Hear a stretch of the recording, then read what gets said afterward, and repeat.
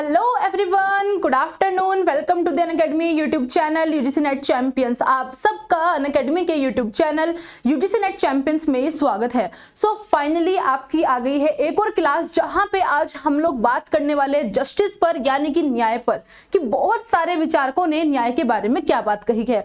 और यकीन मानिए जो आपका जस्टिस का टॉपिक है ये बहुत ज्यादा इंपॉर्टेंट है। इसमें वो सारे विचारक, वो सब थिंकर्स आते हैं जो आपके एग्जाम में पूछे जाते हैं, चाहे वो नॉजिक हो, चाहे वो हायक हो, या फिर आपके जॉन रॉल्स हो। तो यहाँ आज हम बहुत सारे विचारकों को कवर करेंगे। इसके अलावा आज जस्टिस के अंदर हम कुछ डेफिनेशंस देखेंगे जो कि कुछ मेन खास विचारकों ने बोली है। ठीक है, तो आज हमारी क्लास है मेन जस्टिस के टॉपिक पर, यूनिट नंबर 1। ठीक है, इससे पहले हम लोग कवर कर चुके हैं, आपका लिबर्टी हो गया, आपका इक्वालिटी हो गया, और आज हमारा एक ही क्लास के अंदर कवर हो रहा है जस्टिस का। एग्जाम ओरिएंटेड है, एक क्लास में हम लोग यहाँ पे कवर करेंगे। ठीक है, चलिए तो स्टार्ट करते हैं अपनी क्लास को एक छोटे से इंट्रोडक्शन के साथ। जैसा कि आप सभी जानते हैं, मेरा नाम पूर्ति शर्मा है, faculty of political science for UGC net exam. चलिए तो आज हम स्टार्ट करते हैं, लेकिन उससे पहले जिसने अभी तक हमारे चैनल यूजीसी नेट चैंपियंस को अभी तक सब्सक्राइब नहीं किया है, मेक श्योर कि आप सभी चैनल को सब्सक्राइब कर ले, क्योंकि यहां पर ही आपको पूरा यूजीसी नेट का कोर्स करवाया जाएगा। यानी कि जो पॉलिटिकल साइंस है आपकी तैयारी में यहां पे करवाने वाली हूं। इससे पहले 2 लेक्चर मैंने डाल दिए हैं, जिसने नहीं देखे हैं मेक श्योर कि आप सभी उनको भी देख लीजिए। यहां पे अगर आप लोग पहले इस लेक्चर को आप देख रहे हो जस्टिस को, तो कोई दिक्कत नहीं है, इसको देख लीजिए पहले, लेकिन पीछे का बैक टू बैक उसे कवर करते रहिएगा। ठीक है, उसको छोड़ना मत बिल्कुल भी, एक भी टॉपिक आपको नहीं छोड़ना है, एक भी स्किप नहीं करना। ओके, और साथ ही साथ बुक्स की ट्रिक से मैं आपको बुक्स याद करवा रही हूँ। यूनिट नंबर 1 की सारी बुक्स हो चुकी है, और आज अगर मैं बात करूं कि आज हम इवनिंग में जब लाइव आएंगे 7 PM पर, तब हम लोग कौन सी बुक्स को हम याद करेंगे, किस यूनिट की। तो देखिए, अभी लास्ट क्लास में मैंने कहा था कि हम unit number 2 western political thinkers की बुक को याद करेंगे विद ट्रिक, लेकिन अभी उसको नहीं, हम करेंगे किसको याद, पहले हम कंपैरेटिव पॉलिटिक्स यूनिट नंबर 4, क्योंकि ये यूनिट्स ऐसी है, यूनिट नंबर 1, यूनिट नंबर 4, इनकी बुक्स ऐसी है जो आप लोगों ने नहीं देखी होती या फिर आपको याद नहीं होती है। तो पहले हम यूनिट नंबर 4 कंपैरेटिव पॉलिटिक्स की बुक को कवर करेंगे। ठीक है, और उसके बाद हम और बाकी यूनिट्स के बुक को उठाएंगे। जब वेस्टर्न पॉलिटिकल थिंकर्स करवाऊंगी तब आपको उनकी बुक्स भी याद करवा दूंगी। क्लियर हो गया? चलिए तो अभी स्टार्ट करते हैं। सबसे पहले हम लोग देख लेते हैं एक बार कि ये यूनिट नंबर जो 1 है, यूनिट नंबर 1 में ये पूरा सिलेबस है आपका यूनिट नंबर 1 का। यहाँ पे हमारा लिबर्टी हो चुका है, राइट। लिबर्टी हम लोगों ने यहाँ पे कवर कर लिया, इक्वालिटी हमारा हो गया, और आज फाइनली हम लोग कवर कर रहे हैं जस्टिस को, यानी कि न्याय को हम यहाँ पर कंप्लीट करेंगे। चलिए तो स्टार्ट करते हैं बिना टाइम को वेस्ट करें। सबसे पहले देखिए, यहाँ पर हमें देखना होगा कि आखिरकार जस्टिस होता क्या है, न्याय क्या होता है।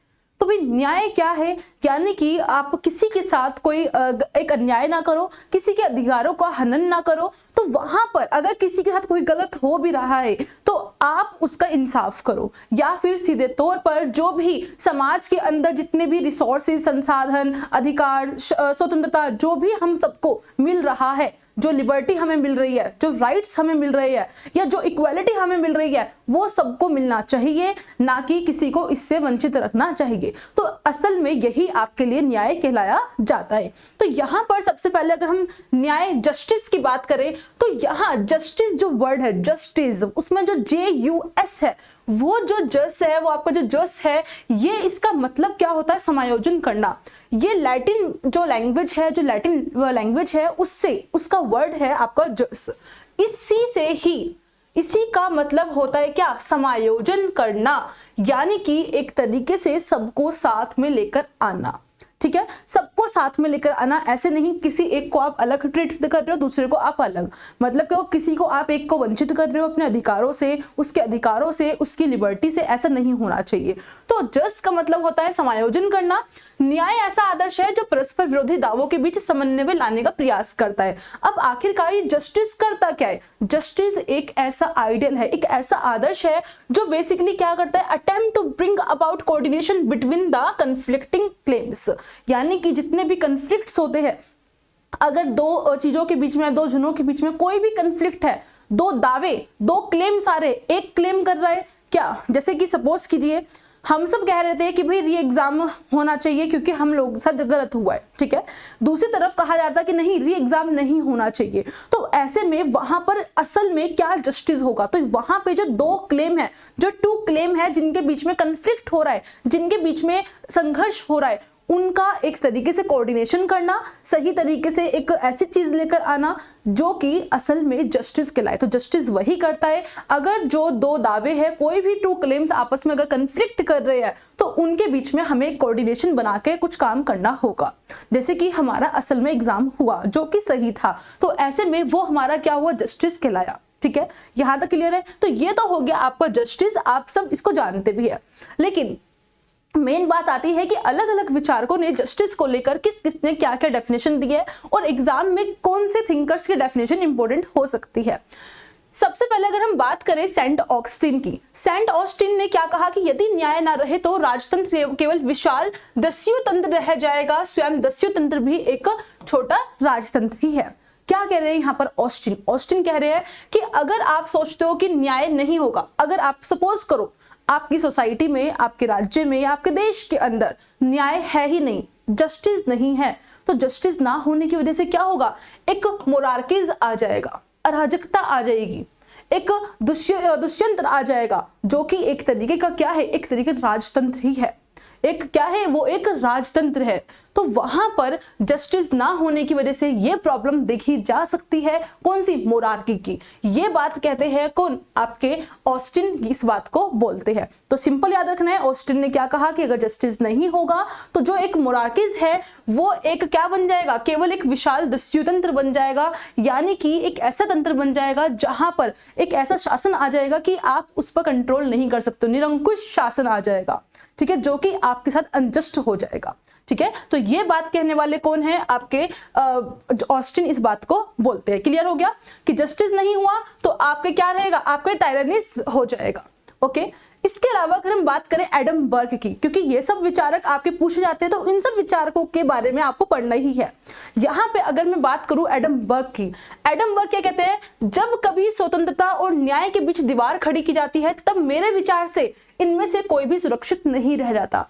एडम बर्ग एक बात बोल रहे हैं, वो कह रहे हैं अगर आपने सपोज कीजिए लिबर्टी और जस्टिस, एक तरफ लिबर्टी है, एक तरफ आपकी स्वतंत्रता है और दूसरी तरफ आपकी आपका न्याय है, जस्टिस है।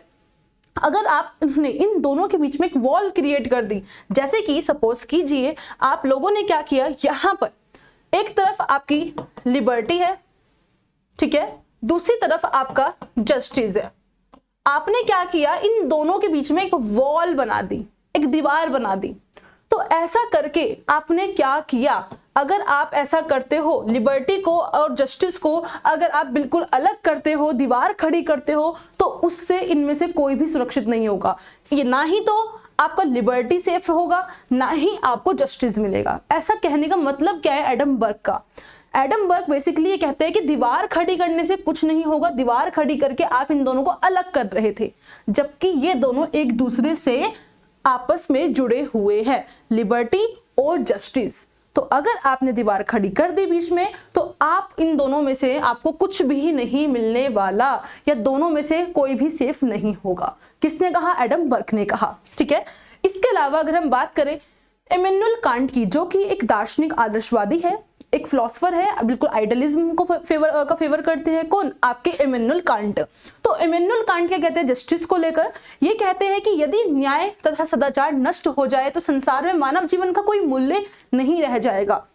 ये बोलते हैं if justice and morality are destroyed then human life will have no value in the world।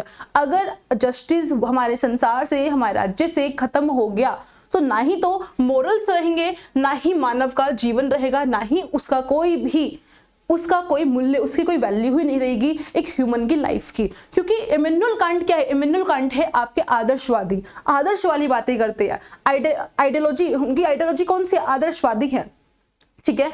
वो आदर्शवादी विचारधारा को लेकर चलते हैं। इस वजह से उन्होंने क्या कहा कि अगर इस संसार में अगर यहाँ पर जस्टिस नहीं रहेगा, अगर यहाँ पे एक मोरालिटी नहीं रहेगी, नैतिकता नहीं रहेगी, सदाचार नहीं रहेगा, तो उसकी वजह से डिस्ट्रॉयड हो जाएगा क्या? एक ह्यूमन की लाइफ, और उसका कोई भी जीवन नहीं रहेगा, पूरा संसार बर्बाद है, ठीक है। देन इसके बाद अगर हम बात करें माइकल सैंडल की, वही माइकल सैंडल जिनकी मैंने आपको बुक्स याद करवाई थी, राइट। तो माइकल सैंडल यहाँ पे क्या बात बोलते हैं, माइकल सैंडल कहते हैं कि न्याय के बारे में तर्क करते समय सद्गुणों के बारे में अर्थात मूलभूत नैतिक और आध्यात्मिक प्रश्नों तक के बारे में तर्क करना आवश्यक हो जाता है। एडम बर्ग क्या कह रहे हैं कि अगर आप जस्टिस का जिक्र करते हो, अगर आप न्याय की बात करते हो, तो न्याय के बारे में सद्गुणों के बारे में बात करनी है, यानी कि वर्च्यू क्या है उसके बारे में बात करनी है। यानी कि जो मूलभूत नैतिकता होती है, जो मोरल्स होते हैं, इन सब पर भी आपको तर्क वितर्क करना होगा, लॉजिकल सोचना होगा कि तर्क वितर्क की नैतिकता क्या है, मोरल्स क्या होते हैं, ये आपको सोचना होगा जब आप जस्टिस कर रहे हो, क्योंकि ये हमारे जस्टिस के लिए बहुत महत्वपूर्ण होते हैं, बहुत इंपॉर्टेंट होते हैं। क्या हमारे मोरल्स और आध्यात्मिक चीजें, हमारे स्पिरिचुअल जितने भी पॉइंट्स होते हैं, ठीक है। तो आर्गिंग अबाउट जस्टिस रिक्वायर्स रीजनिंग, हमें किसकी रिक्वायर है, रीजनिंग करनी है अबाउट वर्च्यू, सद्गुणों के बारे में। That is even fundamental moral and spiritual questions को हमें देखना होगा, ठीक है। तो ये हो गए आपके माइकल सैंडल। चलिए अब बढ़ते हैं हम आगे। अब मेन यहां शुरू होता है आपका इंपॉर्टेंट पॉइंट्स, इंपॉर्टेंट टॉपिक्स, यहां पर आपकी शुरुआत होती है। यहां पर सबसे पहले हम लोग देखेंगे कि कौन कौन से विचारक है और जस्टिस के बारे में वो क्या बात करते हैं। तो सबसे पहले हमारे आते हैं प्लेटो। प्लेटो जस्टिस के बारे में क्या कहते हैं। तो सबसे पहले अगर हम प्लेटो की बात करें, बिना टाइम वेस्ट करें, तो प्लेटो जो कि न्याय को के लिए सारी बात करते हैं, पूरा जो इस राज्य की, जिस टाइप के स्टेट की इन्होंने बात करी थी, जहां पर 3 वर्गों में एक राज्य बटा होगा, उसके अंदर ही प्लेटो न्याय की बात करते हैं। वो कहते हैं, सबसे पहले वो बोलते हैं कि न्याय एक सद्गुण है, न्याय सबसे बड़ा एक सद्गुण है, न्याय सबसे बड़ा, जस्टिस सबसे बड़ा क्या है, वो हमारे लिए एक वर्च्यू है, क्या, जस्टिस। यानी कि जस्टिस को आपके प्लेटो ने बहुत ज्यादा इंपॉर्टेंट माना है, ठीक है। वो कहते हैं, प्लेटो कहते हैं कि व्यक्ति जो है, जो एक व्यक्ति है, जो एक पर्सन है, एक इंडिविजुअल है, उसके अंदर 3 लक्षण होते हैं। क्या होते हैं, 3 लक्षण होते हैं, यानी कि 3 कैरेक्टरिस्टिक्स होते हैं। जैसे कि आप में, हम सब क्या है, हम सब ह्यूमन है, तो हमारे अंदर 3 तरीके के लक्षण पाए जाते हैं हर इंसान के अंदर। जैसे कि वो कहते हैं कि एक व्यक्ति के अंदर नॉलेज है, यानी कि ज्ञान है, उसके अंदर इमोशंस भी होते हैं ना, हमारे अंदर नॉलेज है, हमारे अंदर इमोशंस है, और इसके अलावा हमारी कुछ तृष्णाएं होती है, यानी कि इच्छाएं, हमारे कुछ डिजायर्स भी होते हैं। तो यहाँ पर प्लेटो कहते हैं, जस्टिस को अभी समझा रहे हैं, पर उनके बारे में हम 2-3 चीजें पहले पढ़ना होगा, ये सब, तभी आप जस्टिस समझ पाओगे वो कहते क्या है एक्चुअल में। तो ये कहते हैं कि एक व्यक्ति के अंदर नॉलेज है, इमोशंस है, उसके अंदर डिजायर है, और इन तीनों लक्षणों के लिए 4 और कैरेक्टरिस्टिक्स बहुत जरूरी रोल प्ले करते हैं। 4 और लक्षण हैं जो इन तीनों के लिए इंपॉर्टेंट है। क्या कहते हैं, तो यहां पर आगे वो कहते हैं कि इन तीनों प्रधान लक्षणों के लिए व्यक्ति के अंदर 4 सद्गुण होते हैं। 4 क्या होते हैं, आपके वर्च्यू होते हैं। तो उन्होंने सबसे पहले क्या कहा था, दोबारा से रिकॉल करती हूं, उन्होंने कहा कि न्याय सबसे बड़ा सद्गुण है एक राज्य में, न्याय सबसे बड़ा वर्च्यू है, जस्टिस सबसे बड़ा वर्च्यू है। अब कैसे है, तो वो कह रहे हैं कि देखो भाई, एक व्यक्ति के अंदर 3 चीजें हैं, नॉलेज हो गया, उसमें इमोशंस हो गए, उसके डिजायर्स हो गए, लेकिन इन तीनों के लिए एक व्यक्ति के अंदर 4 सद्गुण आते हैं। कितने, 4 सद्गुण। अब वो कहते हैं जो ये 4 सद्गुण है, जो 4 वर्च्यू है, वो कौन कौन से है, विवेक, साहस और संयम। ये 3 हो गए, विवेक, साहस और संयम, यानी कि प्रूडेंस, करेज, और इसके अलावा आपका रेस्ट्रेंट, ये तीनों हो गए। इसके अलावा जो 4th जस्ट आपका वो होता है, सद्गुण होता है, वो होता है आपका न्याय। तो वो कहते हैं, और जो 4th नंबर का आपका सद्गुण है इन तीनों लक्षणों के लिए, वो क्या है, वो है आपका न्याय, वो है आपका जस्टिस। तो 4 सद्गुणों में ही एक बहुत इंपॉर्टेंट सद्गुण शामिल है, कौन सा, आपका जस्टिस। तो यहां पर प्लेटो अब कहते हैं कि जस्टिस का मतलब है क्या, जस्टिस है क्या, तो वो कहते हैं संयम को साहस का संबल मिले। क्या, संयम को साहस का संबल मिले। संबल का मतलब होता है एक तरीके से सपोर्ट, जो संयम है, संयम रखना। तो वहां पर वो कहते हैं कि जस्टिस मीन्स जो रिस्ट्रेट है, जो आपका संयम है, शुड बी सपोर्टेड बाय करेज, उसको साहस का सपोर्ट मिलना चाहिए।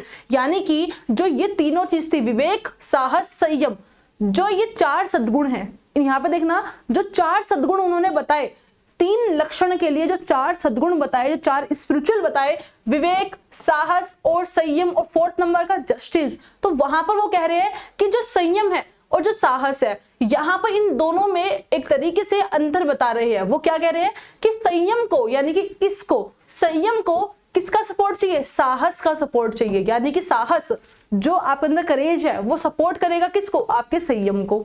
इसके अलावा वो कहते हैं कि विवेक इसे मार्गदर्शन प्राप्त हो, विवेक से क्या होगा, मार्गदर्शन मिलेगा।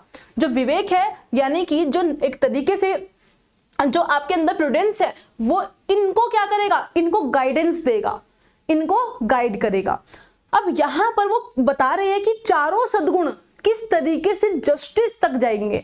तो उन्होंने क्या कहा, ये चारों सद्गुण आपस में जुड़े हुए हैं। कैसे कि साहस, जो आपका साहस है वो आपका क्या करेगा, संयम को सपोर्ट करेगा, और जो आपका विवेक है, जो आपका प्रूडेंस है, वो इन सबको क्या करेगा, वो इन सबको गाइडेंस देगा, गाइड करेगा। ठीक है। और साथ ही क्योंकि विवेक में क्या हो गया, आपके पास सद्बुद्धि आ गई है, आपके पास ज्ञान आ गया, नॉलेज आ गई है। तो यहाँ विवेक जब इनको नॉलेज देगा तो वहां पर होगा आपका क्या, चौथा सद्गुण आएगा न्याय, वहां पर बन जाएगा आपका जस्टिस। तो इस तरीके से आपके जो प्लेटो है वो बातें कर रहे हैं। क्लियर हो गया। 3 लक्षण, 4 सद्गुण, चारों सद्गुण 4 जो आपके वर्च्यू है वो किस तरीके से रिलेट है, कैसे आपस में जुड़े हुए, वो बात बताई है आपके प्लेटो ने। ठीक है, चलिए आगे देखते हैं। अब आगे यहाँ पर वो और बोलते हैं न्याय के बारे में। तो अब वो state in the context of state, अब वो राज्य के कंटेक्स्ट में क्या बोल रहे हैं न्याय के लिए। तो वो कहते हैं कि संयमशील जो उत्पादक वर्ग है, जो आपका प्रोडक्शन वाली जो क्लास है, जो प्रोडक्शन कर रही है, उत्पादक वर्ग को साहसी वर्ग, यानी कि साहसी कौन होगा, साहस किसके अंदर है भाई, साहस किसके अंदर आएगा, सैनिक वर्ग के अंदर। यहां पर प्लेटो एक राज्य को 3 वर्गों में विभाजित करते हैं। एक वो जिसके पास नॉलेज है, विवेक है, ज्ञान है। एक वो जिसके पास साहस है, यानी कि करेज है, जो कि किसके पास होता है, मिलिट्री के पास होता है। ठीक है। इसके अलावा जो मिलिट्री क्लास हो गई, इसके अलावा जो थर्ड है वो कौन सा होगा भाई, एक आपका उत्पादक हो गया, एक आपका सैनिक वर्ग हो गया, और एक आपका हो गया दार्शनिक वर्ग। ठीक है। दार्शनिक, उत्पादक और सैनिक तीनों हो गए। दार्शनिक, उत्पादक, यहां पे मैं लिख देती हूं एक बार, दार्शनिक, उत्पादक और आपका सैनिक। ये 3 वर्गों की बात करते हैं कौन, आपके प्लेटो। प्लेटो कहते हैं दार्शनिक वर्ग के पास क्या है, विवेक है, एक प्रूडेंस है। उत्पादक वर्ग के पास क्या है, उत्पादक वर्ग के पास तृष्णा पाई जाती है। ठीक है, उनके अंदर इच्छाएं हैं। और वहीं सैनिक वर्ग जो है उनके अंदर क्या है, उनके अंदर है साहस, करेज, जो कि एक सैनिक वर्ग के पास होता है। तो वहां यहां पर अब वो ये कह रहे हैं कि जो संयमशील, जो उत्पादक वर्ग है उसके अंदर संयम है, वो उत्पादन कर रहा है। जो उत्पादक वर्ग है यानी कि जो आपकी प्रोडक्टिव जो क्लास है, ये प्रोडक्टिव क्लास को साहसी सैनिक वर्ग क्या करेगा, उनकी रक्षा करेगा। सैनिक वर्ग, मिलिट्री वर्ग का काम क्या है, रक्षा करना। किसकी रक्षा करना, उत्पादक वर्ग की रक्षा करना। ठीक है। और इन दोनों को विवेक, संयम, दार्शनिक वर्ग के द्वारा मार्गदर्शन प्राप्त होगा। और विवेक वाला यानी कि दार्शनिक वर्ग क्या करेगा, दार्शनिक वर्ग क्या करेगा, इन दोनों को क्या करेगा, गाइडेंस देगा, इनको मार्गदर्शन देगा कि आपको क्या करना है। ठीक है। जो कि एक राजा है, फिलोसोफर, जो एक दार्शनिक राजा है। ठीक है, एक राजा बन गया, एक सैनिक बन गया, और तीसरा उत्पादक वर्ग बन गया। उत्पादक वर्ग की रक्षा कर रहा है कौन, आपका सैनिक वर्ग। हालांकि सैनिक वर्ग पूरे राज्य की भी रक्षा कर रहा है, लेकिन इन दोनों की रक्षा कौन करेगा, इनको गाइड कौन करेगा, एक राजा इन दोनों को अपना एक तरीके से मार्गदर्शन देगा, इनको गाइड करेगा। ठीक है। यही बात आपके पीछे बोली गई थी, यही बात आपकी यहाँ पे बोली गई है। तो तीनों का क्या क्या काम है वो आपको यहाँ पे बता दिया गया है। तीनों क्लासेस अलग अलग काम करेगी। और इसी वजह से ही जो प्लेटो है, जब इन तीनों वर्ग की बात करते हैं, जब वो इन तीनों जो क्लास में जो बांटा गया है एक स्टेट को, जब वो इसकी बात करते हैं, तो यहाँ पर अपनी बुक जो प्लेटो की एक बहुत फेमस बुक है क्या, रिपब्लिकन। यहाँ पर रिपब्लिक बुक के अंदर प्लेटो कहते हैं कि इन तीनों में से कोई भी किसी में भी इंटरफेयर नहीं करेगा। दार्शनिक किसी आपके उसमें उत्पादक वर्ग में नहीं करेगा, उत्पादक वर्ग सैनिक वर्ग में इंटरफेयर नहीं करेगा, इंटरफेयर कोई किसी में नहीं करेगा। यानी कि जिसका जो काम है वो उस काम को करेगा। जो आपका एक दार्शनिक शासक है, जो एक फिलोसोफर, जो आपका किंग है, जो एक राजा है, वो अपना काम करेगा।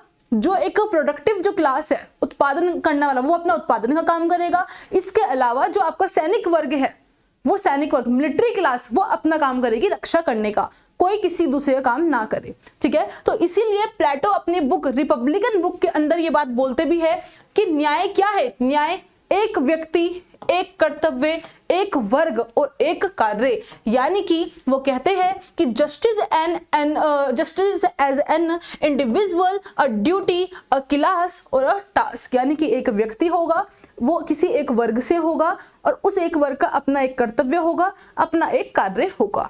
ठीक है, क्लियर हो गया? तो ये है मेन आपका प्लेटो। इसलिए पूरी बात आपको बताई गई, क्या साहस है, क्या आपका किस तरीके से साहस और आपका जो एक संबल है वो कैसे आपस में, मतलब संबल मतलब कि सपोर्ट कैसे कर रहा है साहस एक उत्पादक वर्ग को। ठीक है, तो इस तरीके से पूरी बात आपको पहले यहाँ पे शुरुआत में बताई गई थी, समझाई गई थी। ठीक है, चलिए अब आगे बात करते हैं। प्लेटो आपको यहाँ पे समझ आ गया होगा।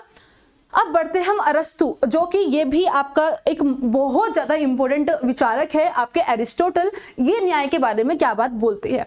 तो अरस्तु कहते हैं कि न्याय सिद्धांत यथा स्थिति का समर्थन करने वाला है। अरस्तु का जो एरिस्टोटल का जो न्याय का सिद्धांत है, जो आपकी थ्योरी ऑफ जस्टिस है, वो किसको सपोर्ट करते हैं? वो सपोर्ट करते हैं, सपोर्ट्स द स्टेटस क्यू, इसको सपोर्ट करते हैं। अब ये स्टेटस क्यू होता क्या है, यानी कि यथा स्थिति क्या होती है? यथा स्थिति का मतलब है कि जो चीज जैसी है, यानी कि जिस व्यक्ति के अंदर जो योग्यता है, उसके अंदर जो कैपेबिलिटीज है, या फिर जो भी उसके अंदर एक कहते हैं ना कि आप इस काम के लिए ही बने हो, आप इसको कर सकते हो, तो वो व्यक्ति वही काम करे जो नेचुरली ही वो बना है, आप उसमें छेड़खानी मत करो। ठीक है, तो वो यही बात करते हैं एरिस्टोटल, यथा स्थिति, जो चीज जैसी है उसको वैसा रहने दो। जिसके अंदर दास बनने वाले गुण हैं वो दास ही बनेगा, जिसके अंदर राजा बनने वाले गुण हैं वो राजा ही बनेगा। ठीक है, तो इसलिए कहा जाता है कि एरिस्टोटल ने थ्योरी ऑफ जस्टिस को जो बात करी है उसमें सपोर्ट किया है किसको? स्टेटस क्यू को, यानी कि यथा स्थिति को। इसके अलावा अरस्तु जैसे ही यथा स्थिति की बात करते हैं, स्टेटस क्यू की बात करते हैं, वहीं पर ही इस वजह से अरस्तु के, एरिस्टोटल के जस्टिस ऑफ थ्योरी को हम समानुपातिक कहते हैं, यानी कि प्रोपोर्शनल कहते हैं। क्यों यहाँ पर ये प्रोपोर्शनल क्यों हो गया, समानुपातिक क्यों हो गया? यानी कि जैसे ही अरस्तु ने कहा कि जो जिस लायक है उसको वो ही मिल रहा है, वो आप उसके रेशियो में अलग अलग अनुपात में बांट दिया, समानुपाती, कि आप इस लायक हो तो आप ये कर रहे हो, आप इस लायक हो आप ये कर रहे हो, और आप लोग सब समान ही हो, तो समान अनुपात में सबको सब कुछ मिला है, जो जिस लायक था उसको वो मिला है। ठीक है, तो यहाँ पर एरिस्टोटल का न्याय क्या हुआ? समानुपातिक बन गया। ठीक है, चलिए आगे बढ़ते हैं नेक्स्ट। अब यहाँ पर फिर से ये है आपके लिए फिर से एक इंपॉर्टेंट चीज। ये क्यों इंपॉर्टेंट है? क्योंकि यहाँ पर एरिस्टोटल एक जस्टिस को, एक न्याय को टू पार्ट्स में डिवाइड करते हैं। वो कहते हैं जस्टिस दो तरीके से होता है। पहला वितरण मूलक न्याय, या फिर वितरणात्मक न्याय हिंदी में हम कहते हैं वितरण मूलक, यानी कि डिस्ट्रीब्यूटिव जस्टिस। दूसरा वो कहते हैं एक होता है प्रतिवर्ती न्याय, या फिर कई बार इसकी जगह आता है संशोधनात्मक न्याय। क्या? संशोधनात्मक न्याय। जैसे संविधान में अमेंडमेंट करते हो ना, संशोधन करते हो, तो संशोधनात्मक न्याय भी यहाँ पर एरिस्टोटल कहते हैं। अब ये दोनों है क्या, इसको हम समझते हैं। तो यहाँ पर डिस्ट्रीब्यूटिव जस्टिस और दूसरा आपका कम्यूटेटिव जस्टिस क्या है? सबसे पहले अगर हम बात करें डिस्ट्रीब्यूटिव, यानी कि वितरण, नाम से ही पता चलता है डिस्ट्रीब्यूट करना, यानी कि बांटना। जहां पर आप क्या करोगे, एक विधायिका यहाँ पर काम करेगी। यहाँ पर एक रोल प्ले कौन करेगा? विधायिका, यानी कि लेजिस्लेटर यहाँ पर काम करेगी। लेजिस्लेचर क्यों काम करेगा? क्योंकि विधायिका का काम है विधि बनाना, नियम कानून बनाना। कैसे विधि नियम बनाना? कैसे रूल रेगुलेशन लॉज बनाना? कैसे? जहां पर वो ये कहता है लॉज बनाकर किसको कितना क्या मिलेगा, क्या नहीं मिलेगा, किस तरीके से कोई चीज डिस्ट्रीब्यूट होगी। तो ये जो रूल रेगुलेशन बन रहा है वो वहां पर उन्हीं रूल रेगुलेशन, उन्हीं लॉज की वजह से वहां पे लेजिस्लेचर आपका आ जाता है। ठीक है, तो यानी कि डिस्ट्रीब्यूटिव जस्टिस में जो रोल प्ले करेगा वो कौन करेगा? आपका लेजिस्लेचर करेगा। पहली बात। दूसरा पॉइंट, जहां पर समान लोगों के साथ समान व्यवहार होगा। और याद कीजिए मैंने आपको बताया भी था, समान के साथ समान अवसर की समानता की बात करते हैं आपके एरिस्टोटल, कल पढ़ाया था। तो वही यहाँ पर एरिस्टोटल जो बात करते हैं समान लोगों के साथ समान व्यवहार और असमान लोगों के साथ असमान व्यवहार। जो इक्वल है उनके साथ इक्वली बिहेव करेंगे और जो इक्वल नहीं है उनके साथ इक्वल बिहेव नहीं करेंगे। कैसे? यानी कि यहाँ पर एक ही कंसेप्ट आता है कि जो जिस लायक है, सीधी सी बात है, आपने अपने एग्जाम की तैयारी अच्छे से नहीं करी, आपने अपना पेपर अच्छे से नहीं दिया, आपके सारे क्वेश्चंस गलत थे, तो आपको ऑब्वियस है कि आपको उतने ही कम मार्क्स मिलेंगे। लेकिन एक दूसरे पर्सन ने बहुत अच्छा एग्जाम किया है, उसके सारे क्वेश्चन सही है, तो उसको हम पूरे टोटल सारे मार्क्स हम उसको देंगे ना। तो यानी कि भाई उसके साथ हमने वैसे ही बिहेव किया, जितने भी वो सब स्टूडेंट जिन्होंने अच्छा किया है उनको हम अच्छे मार्क्स देंगे, और वो सब स्टूडेंट जिन्होंने अच्छा नहीं किया उनको हम बेकार मार्क्स ही देंगे। तो इसका मतलब क्या हुआ? समान के साथ समान, असमान के साथ असमान बिहेव किया, यानी कि जो उनके जैसे नहीं थे। ठीक है, क्लियर हुआ? तो यानी कि जो जिस लायक है उसको वही मिलेगा, सिंपल एक शब्दों में ये इसका मतलब हुआ। इसके अलावा धन संपदा व सम्मान का वितरण सभी की उनकी योग्यता के अनुसार, ये जो लाइन है ना, समान के साथ समान, समान के साथ असमान व्यवहार, वो यही आपका मीनिंग है। ठीक है, यानी कि जब आप धन संपदा, संपन्न, जो भी आप वितरण कर रहे हो, सम्मान, रिस्पेक्ट, इन सबको जो आप डिस्ट्रीब्यूट कर रहे हो, तो सब आप वो सब उनकी एक योग्यता के अकॉर्डिंग ही आप बांटोगे। ठीक है, तो ये हो गया डिस्ट्रीब्यूटिव जस्टिस। अब यहाँ पर यदि हम बात करें कम्युनिटिव जस्टिस की, यानी कि प्रतिवर्ती न्याय की या फिर संशोधनात्मक न्याय की, प्रतिवर्ती न्याय या फिर संशोधनात्मक न्याय। संशोधन का मतलब क्या होता है? यानी कि बदलाव, कोई भी बदलाव, वो होता है संशोधन। तो यानी कि यहाँ पर हम बदलाव लाएंगे। अब बदलाव लाएंगे कैसे? ये जो न्याय है, ये जो जस्टिस है, ये बेसिकली अपराधों के लिए है। एक जस्टिस होता है ना, एक तो भाई ये हो गया जस्टिस कि आपको सारी चीजें, आप जिस काबिल हो आपको वो चीज मिल रही है, अगर नहीं मिल रही है तो आपके साथ अनजस्ट हो रहा है, अगर मिल रही है तो यानी कि जस्टिस है। एक तो हो गया चीजों को लेकर, संसाधनों को लेकर, आपके रिस्पेक्ट को लेकर, वो अलग चीज है। लेकिन एक जो जस्टिस होता है वो कौन सा होता है? अपराध के लिए। जैसे कि आपने देखा अभी जो केस हुआ था, लाइक जो रेप वाला जो केस हुआ था, या इससे पहले बहुत सारे जो केस हुए हैं, तो ऐसे में जो वहां पे दंड की बात आती है, तो अब हमें क्या चाहिए? जस्टिस चाहिए कि जो उस लड़की के साथ हुआ वो बहुत ज्यादा गलत था, और ऐसे में जो वो लोग थे जिन्होंने ये काम किया, जो वो दरिंदे थे, उनको सजा देनी चाहिए, उनको पूरी फांसी की सजा देनी चाहिए। ठीक है, तो अगर हम इस चीज की मांग कर रहे हैं और ये चीज होती है, तो वो हमारे लिए क्या होगा? वो हमारे लिए जस्टिस होगा। तो अपराधों से रिलेटेड जस्टिस को ही हम कम्युनिटिव जस्टिस या फिर प्रतिवर्ती न्याय कहते हैं, जहां पर हम संशोधन करने की कोशिश कर रहे हैं, परिवर्तन लाने की कोशिश कर रहे हैं, एक सुधार लाने की कोशिश करते हैं ताकि ये सब चीजें ना हो। ठीक है, तो जहां पर अपराध आ गया वहां पर भाई कौन आएगा? वहां पर आपके न्यायाधीश, यानी कि आपका जुडिशरी आ जाएंगे, वहां पर आपके सुप्रीम कोर्ट आ जाएगा, वहां आपका हाई कोर्ट आ जाएगा। तो बस यहाँ पे आपके न्यायाधीश आ जाते हैं। तो ये जो इससे रिलेटेड है, ये आपका जुडिशरी से रिलेटेड है, आपके न्यायाधीशों से रिलेटेड है, जहां पर दंड अधिकारी होंगे और दंड, जहां पर जिन्होंने दंड किया है उनको पनिशमेंट दिया जाएगा। सबको समान मानते हुए यहाँ पर व्यवहार होता है। यहाँ पर सबको समान माना जाता है। सबको समान का मतलब क्या है? भाई कानून आपको सबको समान मानने, जस्टिस कर रहे हो, तो सीधी सी बात है, दंड चाहे किसी ने भी किया हो, चाहे दंड, ये हरकत, ये एक जिसने भी ये काम किया है, तो सीधी सी बात है, चाहे वो कितना ही अमीर हो या कितना ही गरीब हो, सबके लिए वो इक्वल ही है, क्योंकि गलती गलती होती है, अपराध अपराध ही है। तो इस वजह से यहाँ पर सबको समान माना जाएगा, चाहे वो कोई भी हो, पनिशमेंट तो मिलेगी भाई। ठीक है, परस्पर लेन देन या विवादों से संबंधित दंड, या फिर मान लो कई बार कैसे चीजें होती है कि भाई जैसे सपोज करो लाइक आपने किसी से उधार लिया है, पैसा दिया, ऐसा लेन देन से रिलेटेड कोई भी चीज हुई है, तो ऐसे में वो वाले विवाद को भी कहाँ पे जाते हैं? आपके नॉर्मल कोर्ट वगैरह में जाते हैं ना। तो ऐसे में भी दंड देना, साथ ही साथ किसी भी पक्ष में होने वाली क्षति की पूर्ति करना। अगर किसी भी पक्ष को क्षति होती है, यानी कि नुकसान पहुंचता है, तो भाई उसकी भरपूर तो करना पड़ेगा ना, उसे फुलफिल करना पड़ेगा, उसकी पूर्ति करनी पड़ेगी।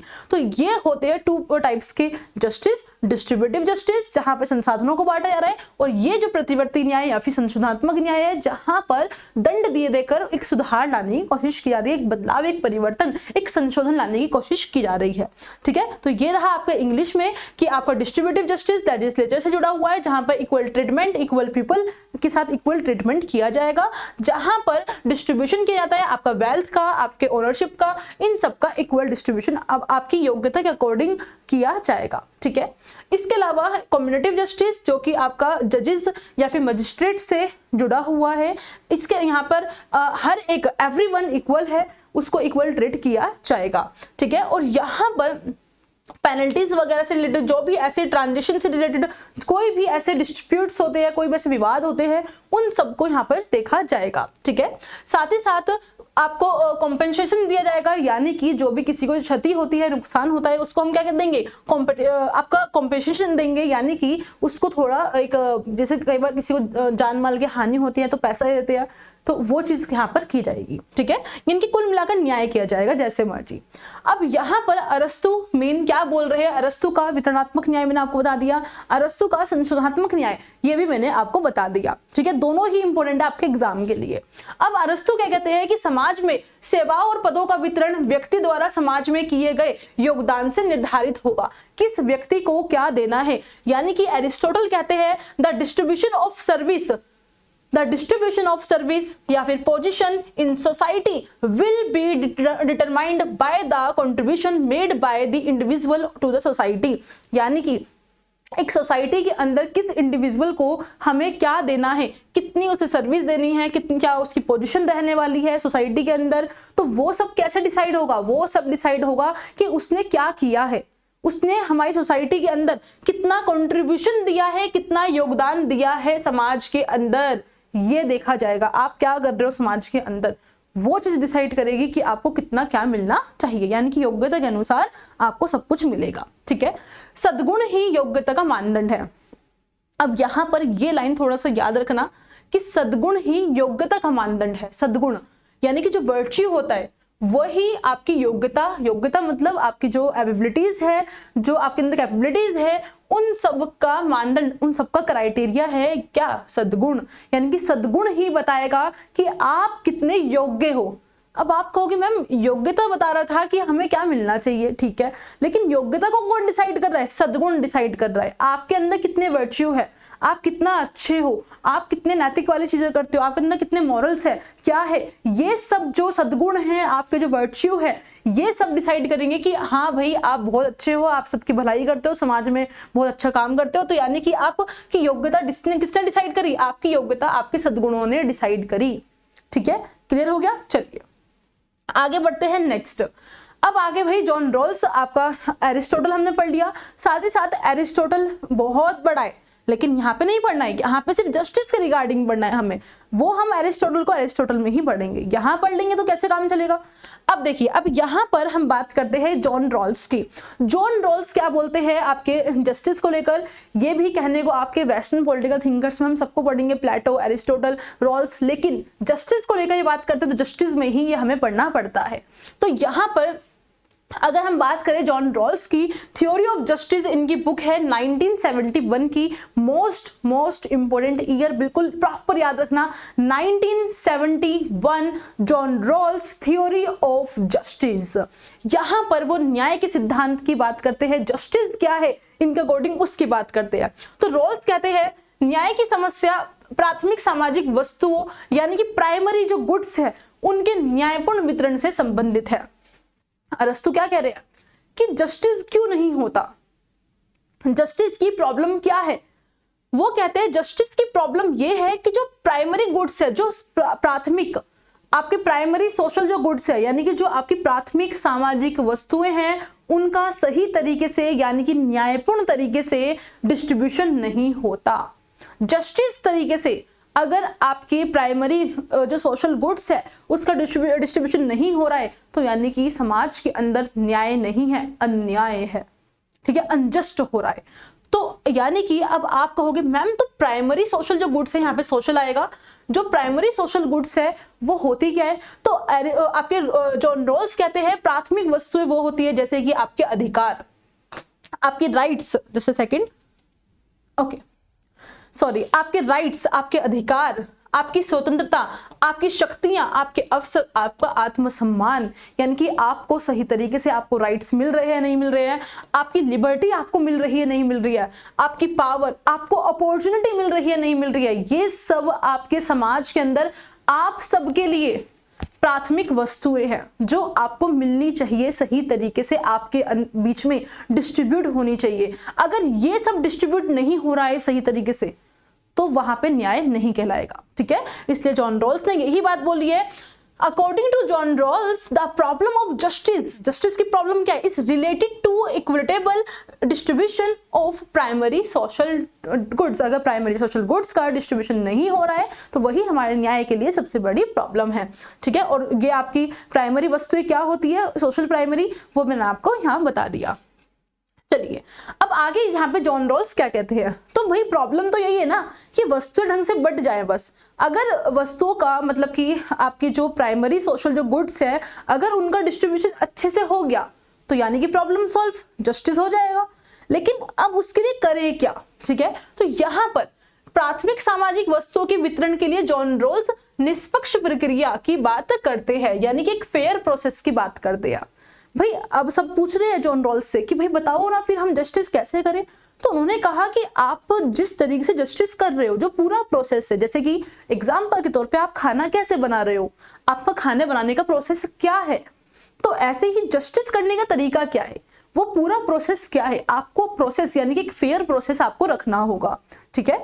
आपको एक फेयर प्रोसेस रखना होगा, निष्पक्ष प्रक्रिया, यानी कि जो किसी एक के पक्ष में नहीं है कि भाई आप बस उसी के बारे में सोच रहे हो, उसी को सब कुछ दे रहे हो, नहीं, निष्पक्ष होकर आपको एक प्रोसेस अपना बनाना होगा। अब भाई सब कह रहे हैं कि भाई बता दो फिर क्या प्रोसेस रखे, तो वो प्रोसेस की भी बात करेंगे आपके जॉन रॉल्स, ठीक है। तो इसी क्रम में उसने अपने न्याय के सिद्धांत को स्पष्ट किया कि हमें, जॉन रॉल्स कहते हैं कि हमारा प्रोसेस अच्छा होना चाहिए, अच्छी प्रक्रिया होनी चाहिए। और जैसे ही जॉन रॉल्स अपने जस्टिस थ्योरी के अंदर जैसे कि ही एक प्रोसेस के बारे में बात करते हैं, एक फेयर प्रोसेस के बारे में बात करते हैं, वहीं पर ही ये कहा जाता है कि जॉन रॉल्स प्रक्रियात्मक न्याय की बात करते हैं। किसकी प्रक्रियात्मक न्याय की बात करते हैं, यानी कि प्रोसीड्यूरल जस्टिस की बात करते हैं। कौन, जॉन रॉल्स, ठीक है। तो पॉइंट इज कि जॉन रॉल्स किस जस्टिस की बात करते हैं, तो प्रक्रियात्मक न्याय की यानी कि प्रोसीड्यूरल जस्टिस की बात करते हैं जॉन रॉल्स। क्लियर है। चलिए अब यहां पर जॉन रॉल्स जब प्रक्रियात्मक न्याय की बात करते हैं तो वही जॉन रॉल्स प्रक्रिया 3 तरीके की होती है, ये बात भी बताते हैं। अब भाई जॉन रॉल्स भाई बहुत क्लियर कर रहे हैं ताकि आप लोग कंफ्यूज ना हो, क्योंकि आप लोगों को जस्टिस करना है, जॉन रॉल्स का काम है बताने का।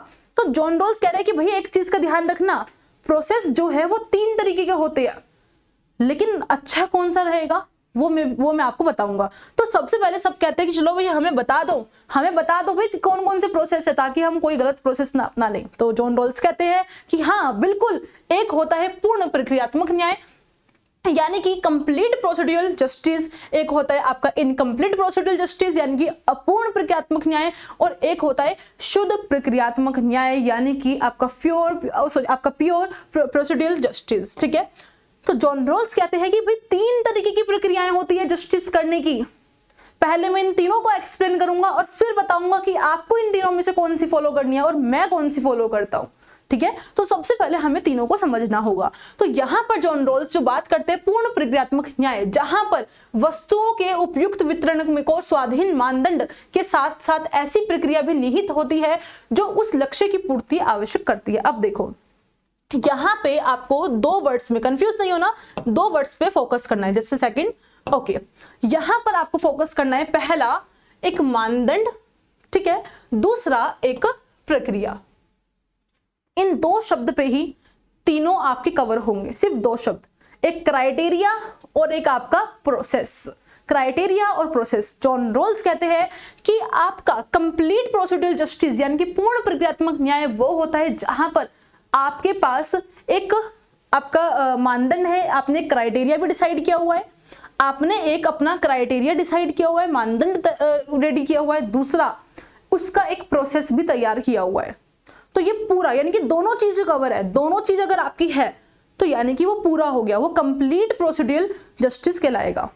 एग्जाम्पल पे यहाँ पे समझे, जैसे कि एग्जाम में मैम ने या फिर एनटीए ने, चलो भाई हम यूजीसी नेट की तैयारी कर रहे हैं ना, एनटीए का ही हम एग्जाम्पल लेंगे। यहाँ पर एनटीए ने डिसाइड किया हुआ है, क्राइटेरिया सेट किया हुआ है कि कितने मार्क्स पर आपका एग्जाम क्रैक होगा, जो आपकी कट ऑफ आती है, राइट।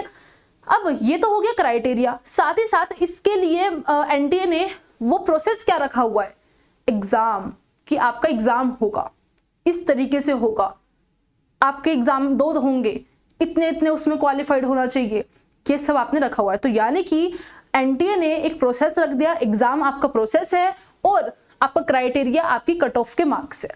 क्लियर हो गया। जब ये दोनों चीजें है तो यानी कि आपका कंप्लीट प्रोसीड्यूरल जस्टिस हो गया, पूर्ण प्रक्रियात्मक न्याय हो गया। क्लियर। चलिए अब बढ़ते हैं आगे। अपूर्ण प्रक्रियात्मक न्याय यानी कि इनकम्प्लीट प्रोसीड्यूरल जस्टिस। यहां पर जो आपका इनकम्प्लीट प्रोसीड्यूरल जस्टिस है, यहां पर ये क्या कहते हैं, यहां पर भी मैं वही बात कहूंगी, दो शब्द पे ध्यान देना है। क्या? एक तो आपका मानदंड और एक आपका विधि या फिर आपका एक आपकी प्रक्रिया यानी कि प्रोसेस। यहां पर अपूर्ण है, नाम से ही पता चल रहा है भाई, जो पूर्ण नहीं है अपूर्ण, यानी कि जो कंप्लीट नहीं है वो इनकम्प्लीट है, अधूरा। तो अधूरा क्यों हुआ? क्योंकि यहां पर मानदंड तो आ गया बट यहां पर विधि नहीं है, यहां पर विधि है ही नहीं। आपने ये तो डिसाइड कर लिया कि क्या करना है या कट ऑफ आपकी इतनी होनी चाहिए, लेकिन आपने उसका एक सही प्रोसेस ही नहीं रखा, तो यानी कि वो इनकम्प्लीट हो गया। ठीक है, क्लियर हो गया। देन अब है शुद्ध प्रक्रियात्मक न्याय यानी कि आपका प्योर प्रोसीड्यूरल जस्टिस। यहां पर क्या होता है, यहां पर वो कहते हैं कि यहां पर देखो वही चीज, दो शब्द पे ध्यान, मानदंड और विधि या प्रक्रिया। ठीक है, यहां पर कहते हैं कि भाई आपके मानदंड ही नहीं है, आपने क्राइटेरिया ही नहीं सेट किया। यहां पर सिर्फ क्या है, यहां पे सिर्फ प्रोसेस है, यहां पे सिर्फ प्रक्रिया है, ये तीन चीजें होती है और ये शुद्ध है। यहां पे सिर्फ प्रोसेस है। जैसे कि फॉर एग्जांपल कई बार आप लॉटरी वाला जो टिकट होता है ना, लॉटरी की टिकट, वहां पे कोई क्राइटेरिया कभी सेट होता है कि इतना नंबर, इतनी कि इतने लोगों को इतना ही देंगे हम, या कुछ है मतलब लाइक फॉर एग्जांपल कि भाई वहां पे मतलब रैंडमली होती है सारी चीजें। जैसे कि लॉटरी में क्या होता है, वहां पे सिर्फ एक प्रोसेस होता है, वहां कोई क्राइटेरिया सेट नहीं है, वहां एक प्रोसेस है कि भाई रैंडमली जिसका नंबर आएगा वो आपकी उसकी लॉटरी लग जाएगी। ठीक है, वहां जो प्रोसेस है वो रैंडमली है, यानी कि वो प्रोसेस बड़ी ही प्योर है कि भाई किसी के लिए एक स्पेशल नहीं है, कोई क्राइटेरिया सेट नहीं किया कि हम तो इसी व्यक्ति को देंगे लॉटरी का टिकट, नहीं, ऐसा कोई क्राइटेरिया नहीं है वहां पे। वहां पे क्राइटेरिया ये है जिसका ये बॉक्स है, जिसके अंदर जिसके वो आगे नंबर उसको मिल जाएगा रैंडमली। तो यानी कि वो प्योर है, जहां पर आपका कोई क्राइटेरिया नहीं है, सिर्फ एक प्रोसेस है कि हम लॉटरी का ऐसे रैंडमली चूज करेंगे, जिसका नंबर आ गया वो जीत गया। ठीक है, वही आपका शुद्ध प्रक्रियात्मक प्योर होता है। और ये तो बता दिया क्या, जॉन रॉल्स ने ये तो बता दिया, तीनों को डिफाइन तो कर दिया, जो कि उन्होंने कहा था कि तीनों बताऊंगा मैं।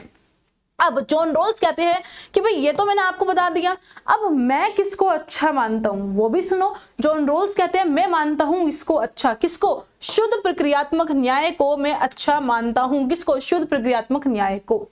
ठीक है, क्लियर हो गया। तो जॉन रॉल्स प्रक्रियात्मक न्याय की बात तो करते हैं, तीन प्रक्रियात्मक न्याय बताते भी हैं, तीन में से वो एक को ज्यादा अच्छा मानते हैं अपने अकॉर्डिंग, इसको शुद्ध वाले को, प्योर वाले को। क्लियर हो गया। बताइए अगर अभी भी यहाँ पे डाउट है तो एक बार यहाँ पर मैं आपको टेबल के थ्रू बताना चाहूंगी। देखिए सबसे पहले हमने बात करी आपके कंप्लीट की, इसके बाद हमने बात करी इनकम्प्लीट की। ठीक है, इसके बाद हमने बात करी प्योर की, प्योर जस्टिस, पूर्ण, पूर्ण, या हमने बात करी अपूर्ण की। देन इसके अलावा हम लोगों ने बात करी किसकी? शुद्ध प्रक्रियात्मक न्याय की, शुद्ध की। क्लियर हुआ, हो गया। ठीक है, और मैं आपको बार बार कह रही हूं सिर्फ दो चीजें मेन है, पहला आपका मानदंड, आपका मानदंड, और दूसरा आपका प्रक्रिया यानी कि आपका प्रोसेस। ठीक है भाई, अब यहां पर एक टेबल हम बनाते हैं ताकि आप लोगों को भाई बिल्कुल क्लियर हो जाए। ये रही आपकी टेबल। ठीक है, अब जिसने जो कहा उस पर मैं टिक लगा दूंगी। ओके, पूर्ण वाला कहता है कि आपका क्राइटेरिया भी होना चाहिए, आपका एक प्रोसेस भी होना चाहिए। ठीक है, आपका इनकम्प्लीट क्या कहता है कि इनकम्प्लीट क्या बोल रहा है कि आपका जो मानदंड है वो तो है, मानदंड है लेकिन कोई प्रक्रिया नहीं है। प्रोसेस क्या होगा आपको नहीं पता, प्रोसेस क्या है, बस आपने क्राइटेरिया बना लिया कि हाँ भाई मुझे इतने नंबर चाहिए, कैसे चाहिए, आपको कोई फर्क नहीं पड़ता। ठीक है, देन प्योर वाले में क्या है कि आपने यहां पर प्रक्रिया डिसाइड करी है कि प्रोसेस आपको सिर्फ पढ़ना है, मेहनत करनी है, अच्छे से पढ़ना है, टाइम टेबल फॉलो करना है। आपने ये नहीं सोचा कि हाँ मुझे इतने नंबर लाने ही लाने हैं, नहीं।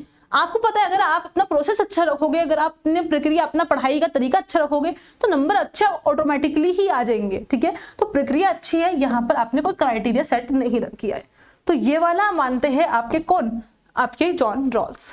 क्लियर हो गया। बताइए यहां तक समझ आ गया सबको। चलिए अब बढ़ते हैं हम लोग आगे। अब यहां पर हम लोग आगे बात करते हैं। जॉन रोल्स क्या बोलते हैं, तो जॉन रोल्स का न्याय का सिद्धांत शुद्ध प्रक्रियात्मक है, मैंने आपको बता दिया, क्योंकि इसमें केवल वितरण की प्रक्रिया को न्याय संगत बनाने का प्रयत्न किया गया है। यहाँ पर जो डिस्ट्रीब्यूशन करते हैं हम जितने भी रिसोर्सेज का, वहां पे उसका प्रोसेस क्या रहेगा, डिस्ट्रीब्यूशन करने का, बांटने का, हमने उस प्रोसेस पे ध्यान दिया है। ठीक है, इसमें कोई पूर्व निर्धारित परिणाम प्राप्त नहीं है, यानी कि हमने यहाँ पर पहले से ही कोई भी अपना क्राइटेरिया डिसाइड नहीं किया हुआ है। ठीक है, अब यहाँ पर जॉन रोल्स कहते हैं, अब जॉन रोल्स कहते हैं कि ये काम होगा कैसे। जॉन रोल्स ने अब देखो कितनी अच्छी बात करी है, तीनों टाइप्स बता दिए, उनको कौन सा अच्छा लगता है उन्होंने वो बता दिया। ठीक है, अब वो बताएंगे। सबने उनसे कहा कि भाई आपने शुद्ध प्रक्रियात्मक न्याय तो बता दिया, लेकिन अब ये भी बता दो कि भाई वो प्रक्रिया क्या होनी चाहिए, वो प्रोसेस क्या होना चाहिए जिसको आप प्योर कह रहे हो। तो बस जॉन रोल्स अब यहाँ पर अपना मेन काम शुरू करते हैं, अपना उस चीज को बताएंगे जिस प्रक्रिया से आप न्याय करोगे।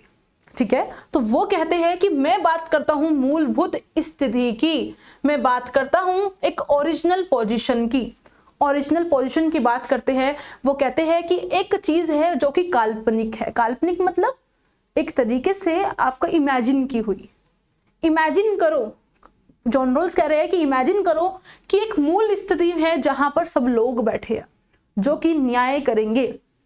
अब उनका प्रोसेस सुनिए ध्यान से, वो कह रहे हैं उनका प्रोसेस क्या है कि कुछ लोग हैं जो न्याय करेंगे, जस्टिस करेंगे, और वो बैठेंगे कहां पर, एक मूल स्थिति में, एक ओरिजिनल पोजीशन में बैठे होंगे, एक ओरिजिनल पोजीशन में बैठे होंगे। वो पोजीशन कैसी है, वो पोजीशन ऐसी है जहां पर उनके सामने एक पर्दा लगा होगा। कैसा पर्दा, कैसा पर्दा लगा होगा, अज्ञानता का पर्दा, अज्ञान की विल ऑफ इग्नोरेंस, एक अज्ञानता का पर्दा वहां पे लगा होगा, विल ऑफ इग्नोरेंस वहां पे होगा।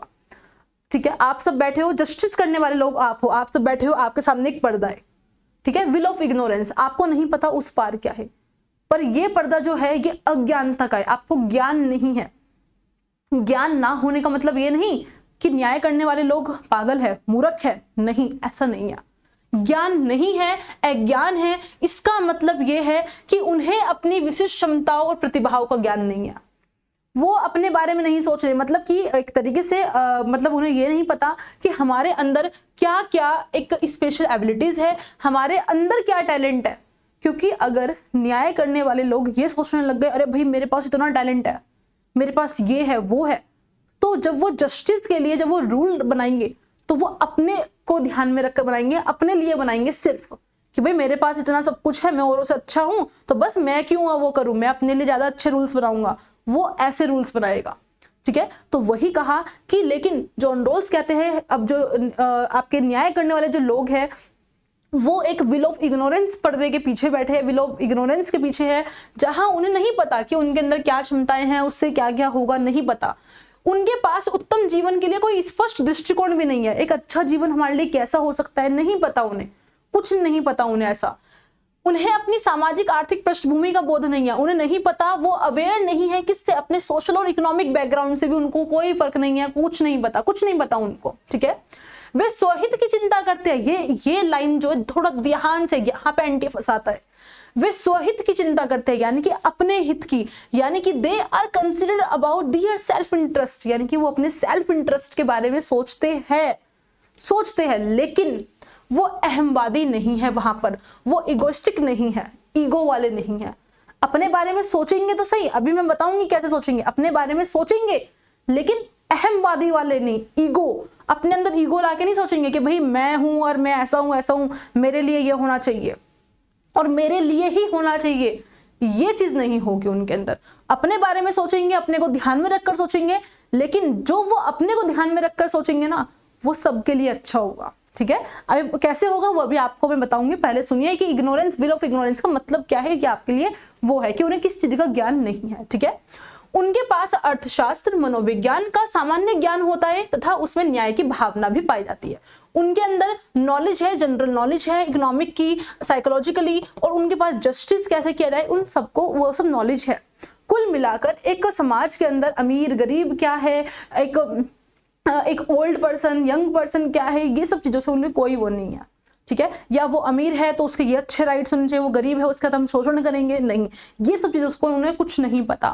ठीक है। अब उसी व्हील ऑफ इग्नोरेंस के पीछे जब वो बैठा है तो ऐसे लोगों के मध्य सामाजिक अनुबंध से एक न्यायपूर्ण समाज का निर्माण होगा। अब यहाँ पर जब व्यक्ति व्हील ऑफ इग्नोरेंस के पीछे बैठ गया, उसे पता ही नहीं कि क्या मेरी स्थिति है, मैं किस पोजीशन पर हूं, तो वहां पर अब जब वो जस्टिस करेगा तो वो जो जस्टिस होगा सबके बीच में एक सोशल कॉन्ट्रैक्ट होगा, जहां जस्टिस की पूरी प्रक्रिया डिसाइड कर रहे हैं कि भाई क्या करें। वहां पर उसमें एक न्यायपूर्ण समाज निकल कर आएगा। कैसे?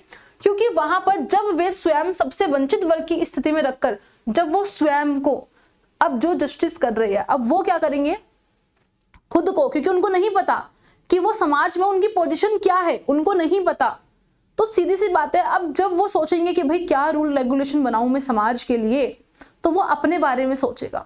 लेकिन अब वो सोचेगा कि भाई पता नहीं मैं समाज में मैं गरीब हूं या अमीर हूं।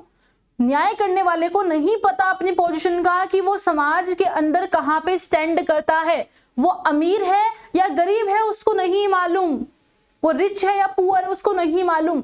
अब जब वो रूल रेगुलेशन बनाएगा, क्या वो सिर्फ अमीर को ध्यान में रखकर बनाएगा? नहीं। जैसे वो अमीर को ध्यान में रखकर बनाएगा कि शायद मैं अमीर हूं, तो वो सोचेगा अरे नहीं नहीं यार, अगर मैं गरीब हुआ तो क्या होगा। जैसे ये व्हील ऑफ इग्नोरेंस मेरे सामने से हटेगा, अगर मैं गरीब निकला फिर तो मुझे घाटा हो जाएगा, तो वो फिर फंस जाता है।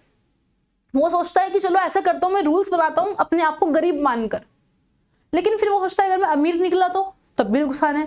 तो वहां पर वो एक ऐसा रूल बनाएगा कि अब चाहे वो अमीर हो समाज में, चाहे वो समाज में गरीब हो, वो ऐसा रूल बनाएगा जो सबका भला करे।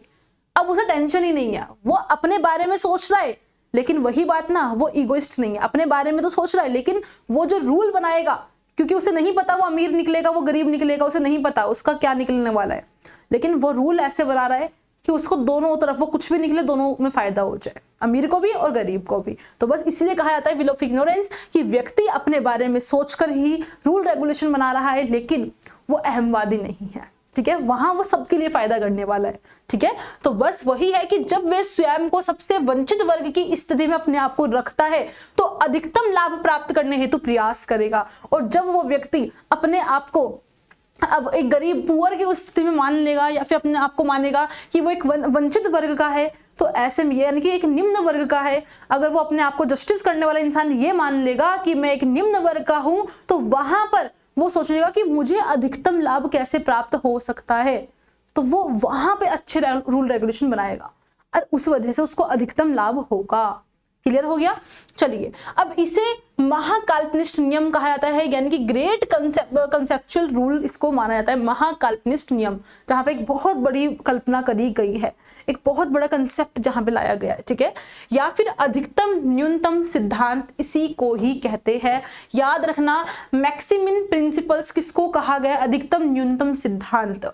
तो ये कहा गया है इसी को, जब वो एक न्याय करने वाला अपने आप को वंचित रूप से मानता है और अपने अधिकतम लाभ के बारे में सोचता है और हानि को न्यूनतम हो जाए, हानि न्यूनतम हो जाए और लाभ प्रॉफिट इंटरेस्ट अधिकतम हो जाए एक गरीब वर्ग को, तो ऐसे में इसी को ही हम अधिकतम न्यूनतम सिद्धांत कहते हैं। ठीक है, चलिए, तो इसका तात्पर्य क्या हुआ? प्राथमिक सामाजिक जो वस्तु हैं, जो प्राइमरी सोशल गुड्स है, उनका जो आवंटन किया जा रहा है, उनका जो डिस्ट्रीब्यूशन किया जा रहा है, उस समय सभी अपने लाभ की संभावना को अधिकतम करेंगे, यानी कि अपने प्रॉफिट को ज्यादा, अपने इंटरेस्ट को ज्यादा बढ़ाएंगे और न्यूनतम करने का प्रयास करेंगे। किसको? हानियों को, हानियों को न्यूनतम करने का प्रयास करेंगे, यानी कि everyone will try to maximise the possibility of their profits and minimise their losses. ठीक है, अब जॉन रॉल्स के अनुसार मूलभूत स्थिति में रहने वाले लोग दो सिद्धांतों से सहमत होते हैं। अब देखिए जॉन रॉल्स, यहाँ पे जॉन रॉल्स का बहुत इंपॉर्टेंट थ्योरी ऑफ जस्टिस, इसलिए मैं यहाँ पे आपको पूरा एक्सप्लेन कर रही हूँ। ठीक है,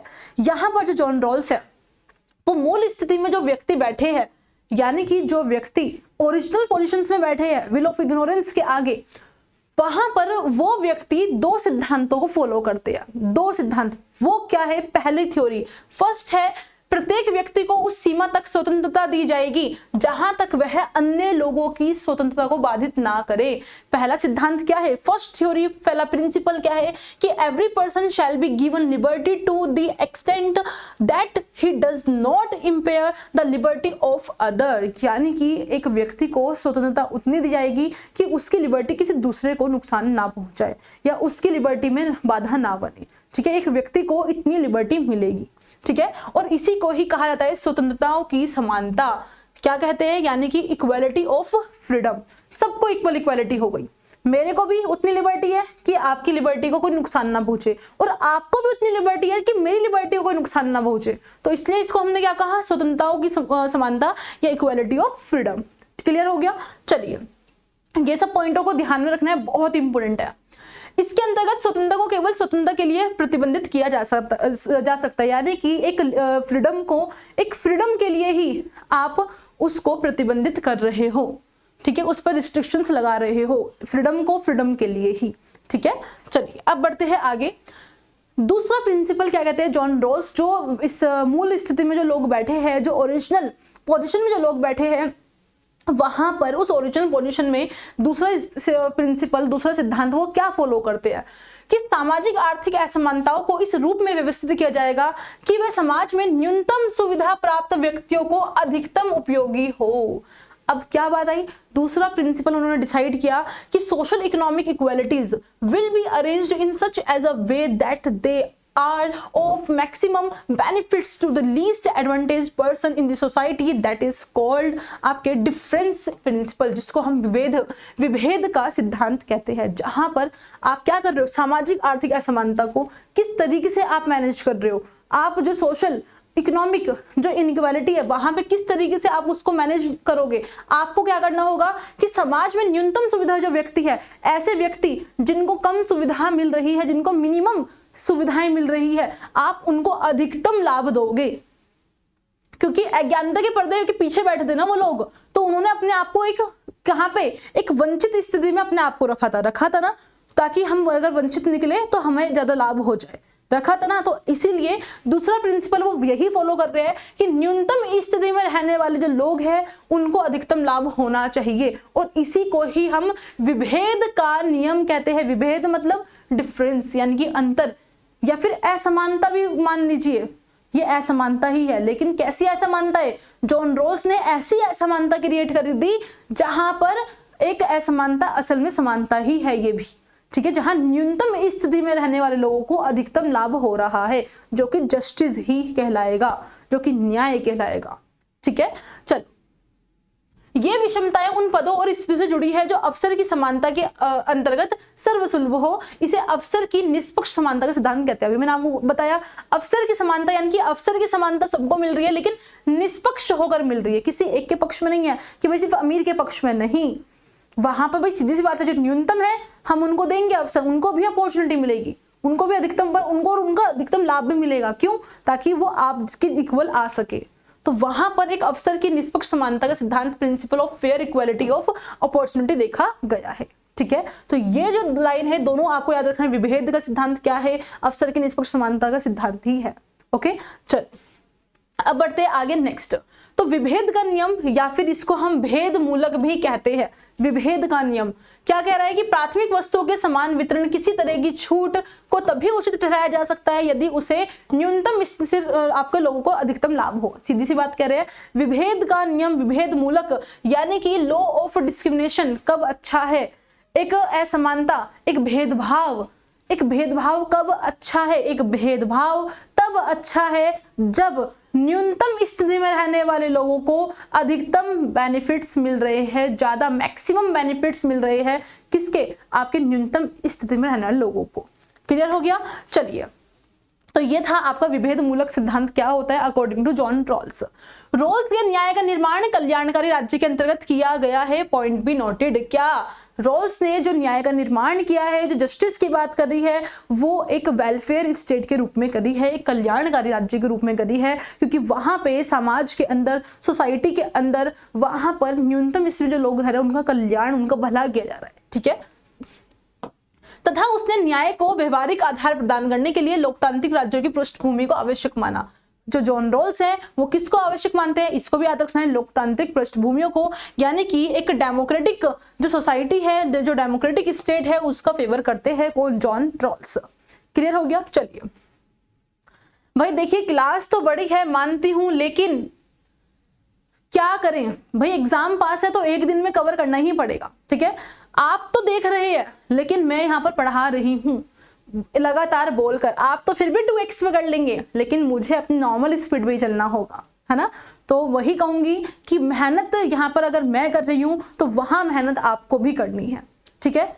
कैमरे के इस पार मैं हूं तो उस पार आप लोग हो, अगर दोनों साइड इक्वल मेहनत होगी तो रिजल्ट डेफिनेटली आएगा, ठीक है।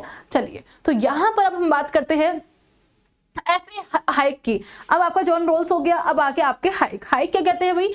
हाइक के अनुसार समाज कल्याण के उद्देश्य से बाजार व्यवस्था पर नियंत्रण करना अनुचित है। अब जो हाइक है ये थोड़ी सी अलग बातें करेंगे। आपके हाइक के को ना जो न्याय है वो जस्टिस है वो थोड़ा सा अलग है और बाकियों से। कैसे? हाइक कहते हैं कि भाई देखो तुम लोग ना बहुत बातें करते हो सोशल वेलफेयर की, यानी कि समाज के कल्याण की, आप लोग बहुत बातें करते हो। भाई आप लोग क्या करते हो, समाज के कल्याण के लिए ना बाजार की व्यवस्था पर कंट्रोल करने लगते हो कि हाँ भाई समाज की व्यवस्था को ऐसे कर दो, मतलब बाजार नियंत्रण करने लगते हो। तो यहाँ पर हाइक कहते हैं कि आप समाज के कल्याण के लिए, आप सोशल वेलफेयर के लिए, इस उद्देश्य के लिए जब आप अपने पूरी मार्केट सिस्टम को कंट्रोल करने लगते हो कि वेलफेयर करेंगे समाज का, तो भाई वो आप गलत कर रहे हो, वो गलत है। क्यों गलत है? तो हाइक से सबने पूछा भाई क्यों गलत है, हम समाज का वेलफेयर ना करें क्या, जस्टिस ना करें क्या? तो भाई हाइक एक बात बोलते हैं, हाइक कहते हैं कि भाई सीधी सी बात है, समाज के अंदर, पूरे समाज के अंदर ना तो कुछ न्यायपूर्ण है और ना ही कुछ अन्यायपूर्ण है। ना तो आप ये कह सकते कि जस्टिस हो रहा है, ना ही आप ये कह सकते कि अनजस्ट हो रहा है, क्योंकि हाइक के अनुसार न्याय और अन्याय कुछ होता ही नहीं है। कोई चीज पूरी तरीके से न्याय नहीं है, कोई चीज पूरी तरीके से अन्याय नहीं है। तो उन्होंने कहा न्याय और अन्याय घोषित करना ये ही पूरा गलत है। तो उन्होंने क्या कहा कि it's unfair to declare and the entire society as just और अनजस्ट। जो आप जस्ट और अनजस्ट की बात कर रहे हो, न्याय और अन्याय की बात कर रहे हो समाज के अंदर, वो ही गलत है, ठीक है। क्योंकि वो मानते थे कि सामाजिक न्याय का विचार मृग मरीचिका है। मृग मरीचा यानी कि मिराज है। मृग मरीचा क्या होता है? आंखों का धोखा। जैसे रेगिस्तान में आपको पानी दिख रहा है, असल में पानी है नहीं वहां पे, ठीक है। तो आंखों का धोखा है, मृग मरीचिका है, यानी कि मिराज है क्या? सामाजिक न्याय, एक सोशल जस्टिस, और कुछ भी नहीं है, आंखों का धोखा है। असल में जस्टिस और अनजस्टिस कुछ होता ही नहीं है। तो इन्होंने सामाजिक न्याय की संकल्पना को बहुत कम महत्व दिया है। सोशल जस्टिस की बात हाइक नहीं करते। उन्होंने एक वेलफेयर स्टेट की पर भी बहुत ज्यादा क्वेश्चंस उठाए हैं, उसका भी फेवर नहीं करते हाइक। वे मानते हैं कि व्यक्तियों की न्यूनतम वस्तुएं प्रदान की जा सकती है, किंतु न्याय के नाम पर नहीं। उन्होंने ये कहा है कि हाँ, आप व्यक्तियों को न्यूनतम वस्तुएं दीजिए, यानी कि जो उनकी बेसिक नीड्स की जो चीजें हैं आप वो दीजिए व्यक्तियों को, लेकिन मैं उसकी मना नहीं कर रहा हूं, लेकिन जस्टिस के नाम पर मत दो कि हम न्याय कर रहे हैं उनके साथ, क्योंकि न्याय और अन्याय कुछ है ही नहीं अकॉर्डिंग टू हाइक। तो वो कहते हैं कि व्यक्तियों को न्यूनतम वस्तुएं प्रदान कर सकते हो, लेकिन न्याय के नाम पर मत करो, ठीक है। हाइक ने अन्याय और दुर्भाग्य में अंतर बताया। हाइक सीधी सी बात बोलते हैं, भाई देखो अन्याय यानी कि अनजस्ट और दुर्भाग्य जो होता है, इन दोनों में अंतर होता है। यानी कि आपका जो इनजस्ट होता है, इनजस्टिस जो होता है, और आपका जो मिसफॉर्च्यून होता है, यानी कि जो दुर्भाग्य होता है, इन दोनों में अंतर है। सबने पूछा भाई बताओ भाई क्या अंतर है? तो हाइक कहते हैं कि भाई देखो, जो अन्याय होता है, जो अन्याय है वो किसी व्यक्ति के साथ जानबूझकर किया जाता है। जैसे कि आप जानबूझकर, अनजाने में नहीं, जानकर आप दूसरे के साथ डिस्क्रिमिनेशन कर रहे हो, भेदभाव कर रहे हो, आप उसका शोषण कर रहे हो जानबूझकर, तो वो तो असल में अन्याय आप कह दोगे एक बार की। लेकिन अगर आप सोचते हो कि व्यक्ति को समाज में वंचित है, कोई व्यक्ति को कुछ नहीं मिल रहा है, एक व्यक्ति को जॉब नहीं मिल रही है लेकिन वो पढ़ा लिखा है, तो वो उसका दुर्भाग्य है।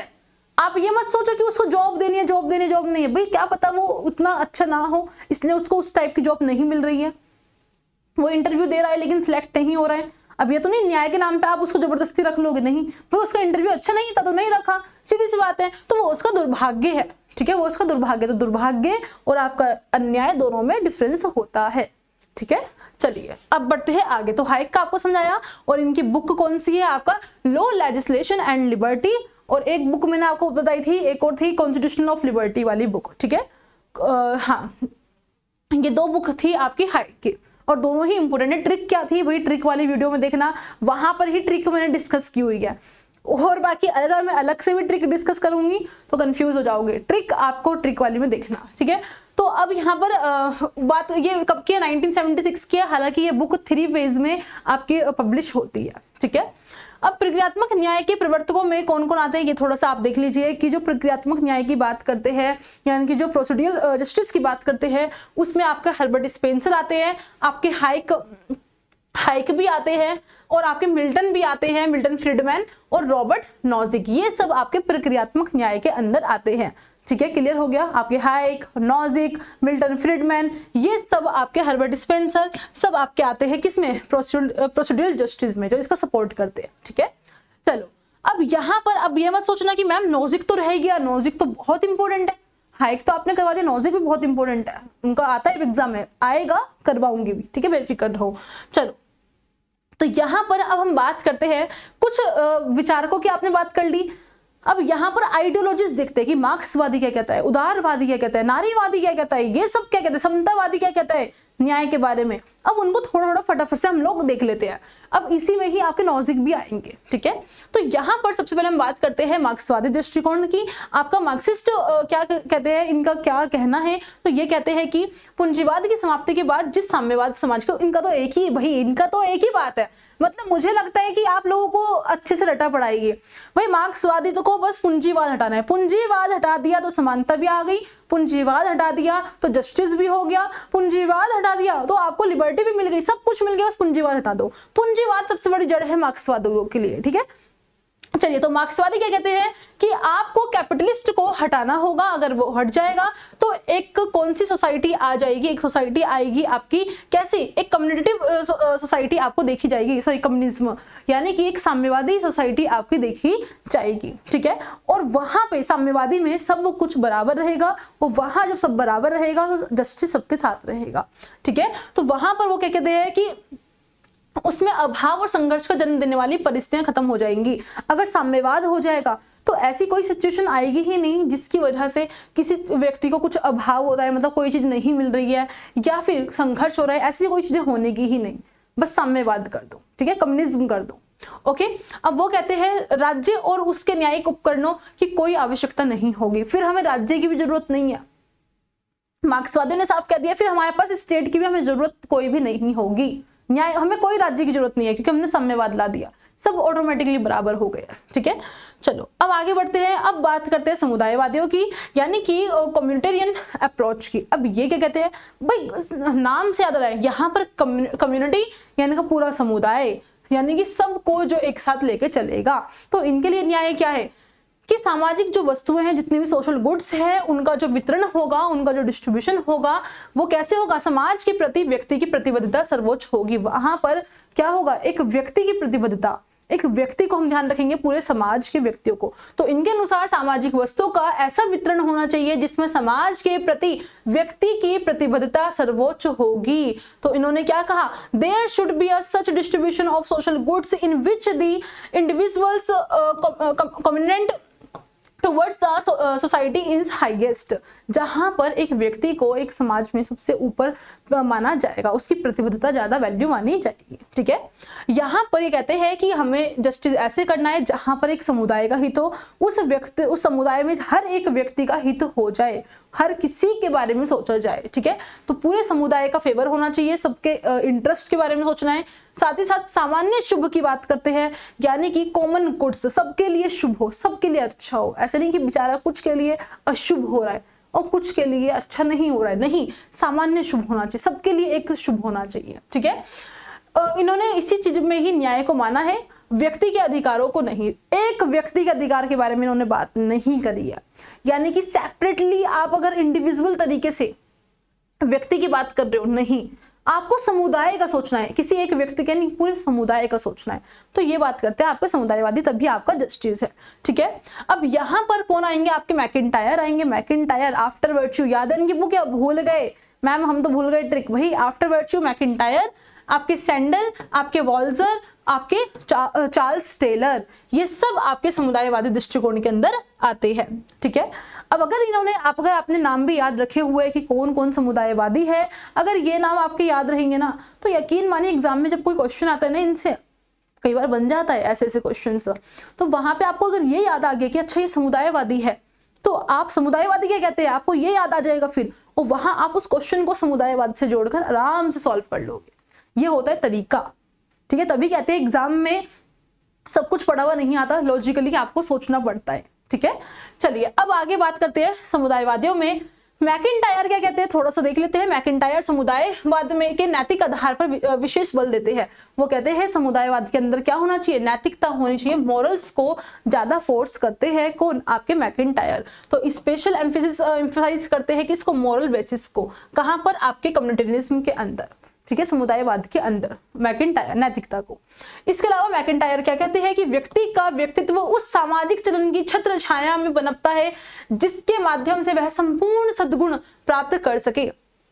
वही नैतिकता को मान रहे हैं, समुदायवादी है, कम्युनिटेरियन है, तो इस वजह से वो क्या कह रहे हैं कि व्यक्ति का जो व्यक्तित्व है, जो एक पर्सन, एक व्यक्ति की जो पर्सनैलिटी है, जो उसकी जो पूरी पर्सनैलिटी है, वो एक समाज के अंदर ही बनती है, एक सोसाइटी के अंदर रहकर, जहां पे वो अपने मॉरल्स को सीखेगा, उसी से ही वो अपनी पर्सनैलिटी को डेवलप करेगा।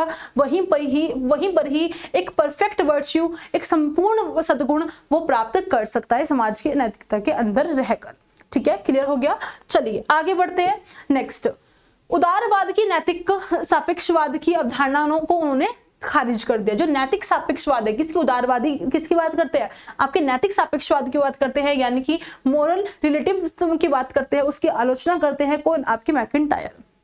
सापेक्षवाद में के अंदर बेसिकली वो ये होता है कि नैतिकता के अकॉर्डिंग जो एक माहौल है, जो एक सद्गुण देने का जो वे है, जो नैतिकता है, वो बदल जाती है अकॉर्डिंग टू सिचुएशन। तो वहां पे वो कहते हैं कि नहीं, ऐसा नहीं होना चाहिए, कोई एक नैतिकता वाली चीज होनी चाहिए, एक मोरल्स होनी चाहिए जो समाज के अंदर उपस्थित होना चाहिए, जहां पर एक व्यक्ति अपने आप को आगे विकास करेगा। ठीक है, किसी विशेष परंपरा के बाहर कोई सार्वभौमिक तर्कसंगति नहीं पाई जाती। उन्होंने क्या कहा, अगर आप किसी परंपरा के बाहर रहकर, किसी आउट ऑफ ट्रेडिशनल अगर आप जाते हो, तो वहां पर आपको कोई भी सार्वभौमिक यानी कि यूनिवर्सल, एक यूनिवर्सल आपको चीज, एक यूनिवर्सल आपको रेशनलिटी यानी कि तर्क संगति नहीं मिलने वाली। ठीक है, यानी कि कुल मिलाकर यहाँ पे मैकिंटायर कहना चाहते हैं कि कोई एक चीज होनी चाहिए नैतिकता को लेकर, मोरल्स को लेकर, जो कि आपकी परंपरा के अंदर रहकर होगी, उसके बाहर रहकर नहीं होगी। ठीक है, और वहां पर वो एक यूनिवर्सल होनी चाहिए, एक होनी चाहिए यूनिवर्सल जो सब पे अप्लाई हो जाए। ठीक है, तभी वो आपकी काम करेगी। ठीक है, अब वहां पर व्यक्ति केवल ऐसी सहयोगमूलक मानवीय गतिविधि के वातावरण में पनप सकता है जो समाज के द्वारा स्थापित की गई हो। वो ये सब बातें क्यों कर रहे हैं कि एक सार्वभौमिक संगति होनी चाहिए जिसके अंदर व्यक्ति रहेगा। क्यों, क्योंकि वो ये कह रहे हैं कि व्यक्ति जो है वो केवल ऐसी सहयोगमूलक मानवीय गतिविधि के वातावरण में पनप सकता है जहां पर क्या होगा, जो समाज के द्वारा ही उपस्थित होगी। यानी कि अगर सोसाइटी ने, समाज ने जिसको खुद क्रिएट किया है, उसी एक सहयोगात्मक मानवीय गतिविधि में एक व्यक्ति बड़ा होगा, उसमें पना अच्छे से डेवलप करेगा। यानी कि कैसा माहौल होना चाहिए, कोऑपरेटिव ह्यूमन एक्टिविटी वाला माहौल होना चाहिए, जहां पर सभी ह्यूमन जो एक्टिविटी कर रहे हैं वो कोऑपरेटिव तरीके से यानी कि मिलकर कर रहे हैं, एक समुदाय के रूप में कर रहे हैं। और वहीं पर, और उससे बनाया किसने है, इस माहौल को बनाया किसने है, कोऑपरेटिव ह्यूमन एक्टिविटी को बनाया किसने है, ये बनाया है किसने, आपके समाज ने, सोसाइटी ने। और यहीं पे ये व्यक्ति डेवलप करेगा। ठीक है, अकॉर्डिंग टू मैकिंटायर। अब यहाँ पर वॉल्जर को भी देखते हैं। वॉल्जर क्या कहते हैं, ये भी आपके कम्युनिटेरियन है, समुदायवादी है। वो कहते हैं वॉल्जर विकेंद्रीकरण लोकतंत्र समाजवाद की प्रतिरूप होती है। अब उन्होंने साफ बात कर दी, एक बात वो उन्होंने अपना जवाब दे दिया कि भाई विकेंद्रीकरण होना चाहिए। लोकतंत्र कैसा होगा, लोकतांत्रिक समाजवाद कैसा हो, विकेंद्रीकरण यानी कि डिसेंट्रलाइज्ड होना चाहिए। क्या, डेमोक्रेटिक सोसाइटीज, डेमोक्रेटिक सोशलिज्म कैसा होना चाहिए, आपका डिसेंट्रलाइजेशन होना चाहिए। यानी कि किसी एक के पावर, किसी एक के हाथ में पावर नहीं होनी चाहिए। ये हो गया पूरा राज्य, ये सेंटर है, इसी के पास ही सारी पावर है, ये नहीं होना चाहिए। सबके पास थोड़ी थोड़ी पावर होनी चाहिए। जैसे कि आज भारत के अंदर आप लोग देखते हो, वहां पे आपके विधायिका, न्यायपालिका, कार्यपालिका, सबके पास अपने अपने पावर्स है। एक राज्य के पास, सेंट्रल के पास अलग अलग पावर है। तो ऐसे ही विकेंद्रीकरण होना चाहिए, डिसेंट्रलाइजेशन होना चाहिए। ठीक है, तभी आपका जस्टिस कहलाएगा according to Walzer. Sphere of justice, sphere मतलब क्षेत्र, अलग अलग क्षेत्रों में सबके अपने अपने जस्टिस का तरीका भी अलग अलग होता है, ये बात बोलते हैं आपके वॉल्जर। ठीक है, अब बात करते हैं चार्ल्स टेलर की। चार्ल्स टेलर क्या कहते हैं भाई कि व्यक्ति केवल ऐसे समुदाय में अपने शुभ की पहचान कर सकता है जिसकी राजनीति सामान्य शुभ को समर्पित हो। सीधी सी बात है, इन्होंने क्या कहा, व्यक्ति केवल ऐसे समुदाय में अपने शुभ, अपनी पहचान कर सकता है, अपना शुभ, एक व्यक्ति के लिए क्या अच्छा है वो इसको कैसे आइडेंटिफाई करेगा, वो आइडेंटिफाई करेगा जब एक सामान्य शुभ होगा। राजनीति सामान्य शुभ को समर्पित करेगी। जो राजनीति है जब वो सामान्य शुभ के बारे में सोचेगी, सामान्य मतलब कॉमन गुड्स, यानी कि सबके लिए अच्छा, जो सबके लिए अच्छा है, अगर पॉलिटिक्स में ये डेडिकेट किया जाएगा कि वो उसी को करेगी जो सबके लिए अच्छा है, तो वहां पे एक व्यक्ति के लिए क्या अच्छा है वो अपने आप उसको पहचान लेगा। यानी कि जो सबके लिए अच्छा है वो एक व्यक्ति के लिए भी अच्छा है। ये बात कहना चाह रहे हैं आपके चार्ल्स टेलर। ठीक है, चलिए अब बढ़ते आगे। अब यहाँ पर आपके आएंगे नॉजिक, बहुत इंपॉर्टेंट है, बहुत ज्यादा एग्जाम में आता है और आया भी है और आगे भी आएगा ही आएगा। ठीक है, यहाँ पर स्वेच्छातंत्रवादी दृष्टिकोण को अपनाते हैं। स्वेच्छातंत्रवादी है कौन? आपके नॉजिक। अब आप कहोगे मैम ये स्वेच्छातंत्रवादी होते क्या है? ये लिबर्टिटेरियनिज्म होता क्या है? लिबर्टी आगे ये होता है एक तरीके से नव उदारवाद, जिसको हम नियो लिबरलिज्म कहते हैं। नियो लिबरलिज्म वही आपका क्या है? आपका स्वेच्छातंत्रवाद है। एक होता है आपका पुराने वाला क्लासिकल लिबरलिज्म, शास्त्रीय उदारवाद। शास्त्रीय उदारवाद के बाद आपका आता है आधुनिक उदारवाद यानी कि मॉडर्न लिबरलिज्म, और एक आपका आता है नव उदारवाद।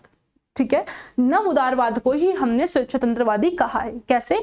क्योंकि जो आपका परंपरागत है, जो आपका परंपरागत है, जो आपका क्लासिकल उदारवाद है, क्लासिकल उदारवाद ये बात करता है पूरी तरीके से लिबर्टी की, जैसे कि नकारात्मक स्वतंत्रता, राज्य का कोई हस्तक्षेप नहीं होना चाहिए। कौन करता है? आपका परंपरागत उदारवाद बात करता है। वही इसके बाद आपका आधुनिक उदारवाद आता है, जो कहता है कि नहीं भाई ऐसा मत करो कि राज्य को आप कोई भी रोल प्ले करने नहीं दे रहे हो, राज्य का रोल होगा। ये बात करता है आपका आधुनिक उदारवाद। ठीक है, कि राज्य का रोल होना चाहिए। ओके, क्लियर हो गया। लेकिन फिर से एक और आता है नव उदारवाद। नव और आधुनिक दोनों अलग अलग है। नव उदारवाद जो है ये कहते हैं, ये वापस से जिसको हम स्वतंत्रवाद कह रहे हैं, नियो लिबरलिज्म को, ये कहते हैं वापस से इस वाले की बात, परंपरागत वाले की बात करते हैं। वापस से परंपरागत वाले की बात कर रहे हैं ये। ठीक है, यानी कि वापस से ये बात करेंगे कौन सी? कि राज्य वापस हटो। नहीं, राज्य का रोल नहीं चाहिए। राज्य का रोल नहीं था, इसने कहा राज्य होगा, इसने कहा राज्य नहीं होगा। वापस से ऊपर वाले की परंपरागत उदारवाद की बात करेगा। ठीक है, क्लियर हो गया। तो यहीं पर ही नव उदारवाद में या फिर स्वेच्छातंत्रवाद में हम देखते हैं किसको? आपके रॉबर्ट नॉजिक को। ठीक है, यहाँ पर ये क्या कहते हैं कि यह एक ऐसी व्यवस्था का है जहां पर व्यक्ति की स्वतंत्रता सर्वोपरि हो, किंतु सामाजिक समानता का विचार महत्वहीन है। साफ कह दिया, जो आप बात करते हो सामाजिक समानता की, सोशल इक्वालिटी की, वो बेकार की बात है अकॉर्डिंग टू स्वतंत्रवाद। क्यों? क्योंकि इसने तो कह दिया राज्य का कोई रोल नहीं है, व्यक्ति पूरी तरीके से स्वतंत्र है।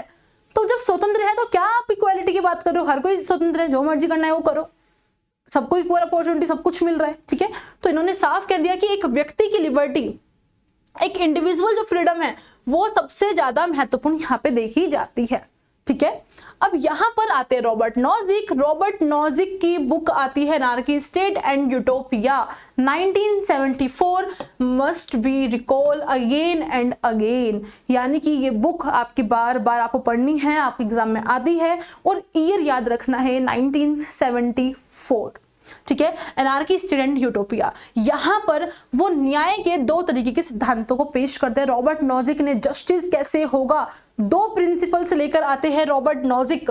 रॉबर्ट नॉजिक कहते हैं एक तो होता है हिस्टोरिकल प्रिंसिपल और एक होता है एंड स्टेट प्रिंसिपल, यानी कि एक ऐतिहासिक सिद्धांत है और एक साध्य मूलक सिद्धांत है। ऐतिहासिक मतलब कि हिस्टोरिकल यानी कि हिस्ट्री, इतिहास में क्या हुआ है, कोई आपने इतिहास में, पास्ट में आपने क्या काम किया ऐसा, किस जो आज आपके पास प्रॉपर्टी है वो आपको कैसे मिली है, क्या आपने कोई पास्ट में गलत काम किया था, तो इतिहास में क्या किया है वो डिसाइड करेगा कि आपको वो चीज इन प्रेजेंट मिलनी चाहिए या नहीं मिलनी चाहिए, उसको कहा गया है हिस्टोरिकल। वहीं साध्य मूलक यानी कि साध्य मतलब उद्देश्य, कोई चीज अगर आपको आज मिल रही है या फिर आपको क्या देना चाहिए इन प्रेजेंट, वो डिपेंड करेगा कि उद्देश्य क्या है आपका। ठीक है, तो दोनों को डिफाइन करते हैं रॉबर्ट नॉजिक। तो ऐतिहासिक क्या होता है?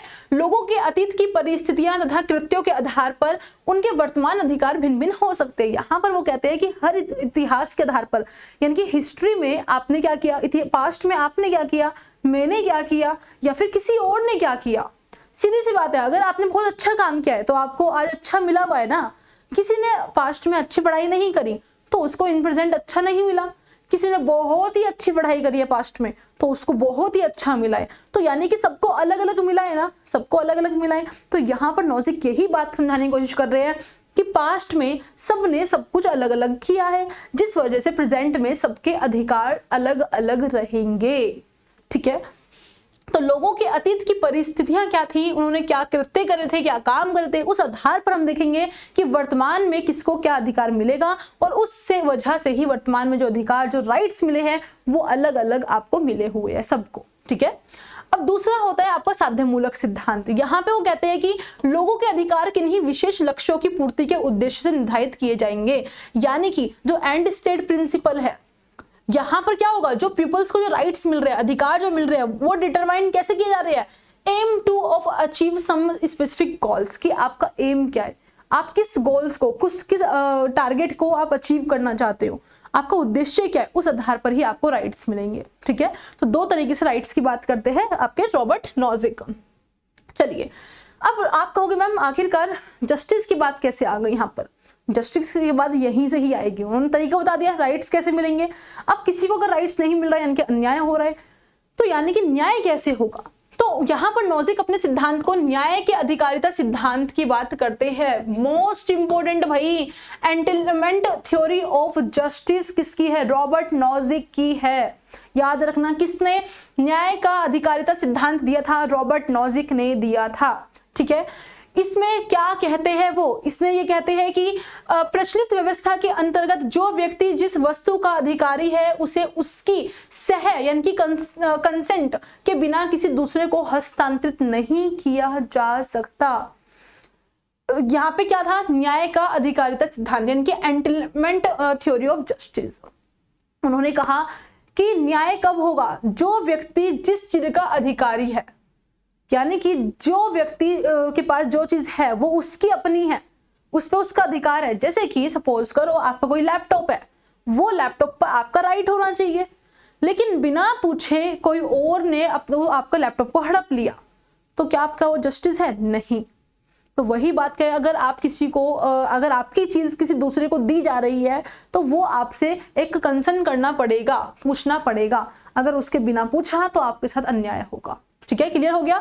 तो क्या होता है आपका न्याय का अधिकारिता सिद्धांत, एक बार फिर रिपीट करती हूं, जहां पर व्यक्ति जिस वस्तु का अधिकारी है उसकी सहमत से आपको काम करना होगा, उसकी सहमति के बिना किसी दूसरे को आपको वो चीज नहीं देनी है। क्लियर हो गया।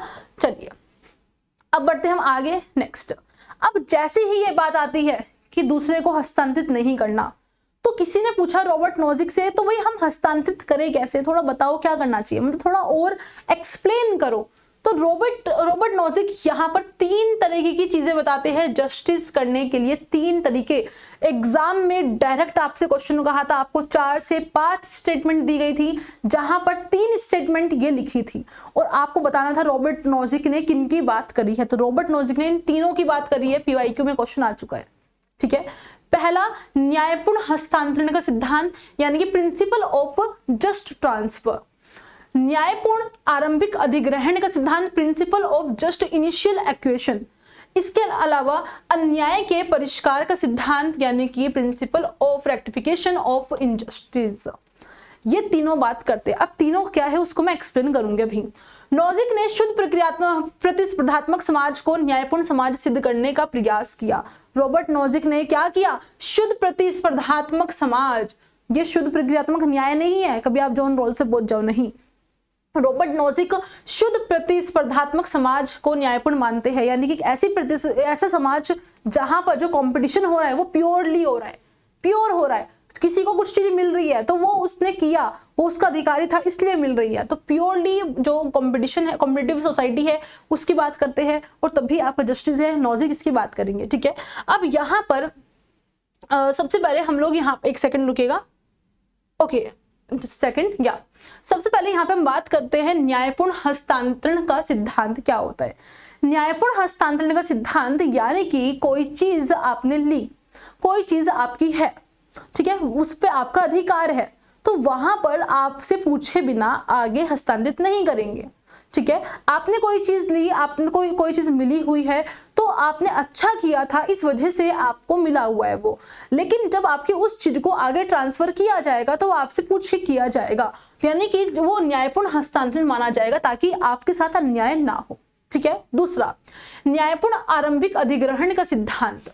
कोई चीज आपने आरंभिक अधिग्रहण यानी कि शुरुआत में कैसे ली थी, आपने शुरुआत में कैसे ली थी, अगर वो अच्छा है शुरुआती, जैसे कि आपने कोई चीज है आपके पास, सपोज कीजिए, तो आरंभिक अधिग्रहण आपने शुरुआत, आरंभ मतलब शुरुआत और अधिग्रहण मतलब लेना, आपने कैसे उसको लिया, कैसे आपने अधिकार किया पास्ट में जाकर, तो अगर आपने वो अच्छा अधिकार किया है तो यानी कि आपकी वो चीज आगे भी ट्रांसफर की जा सकती है।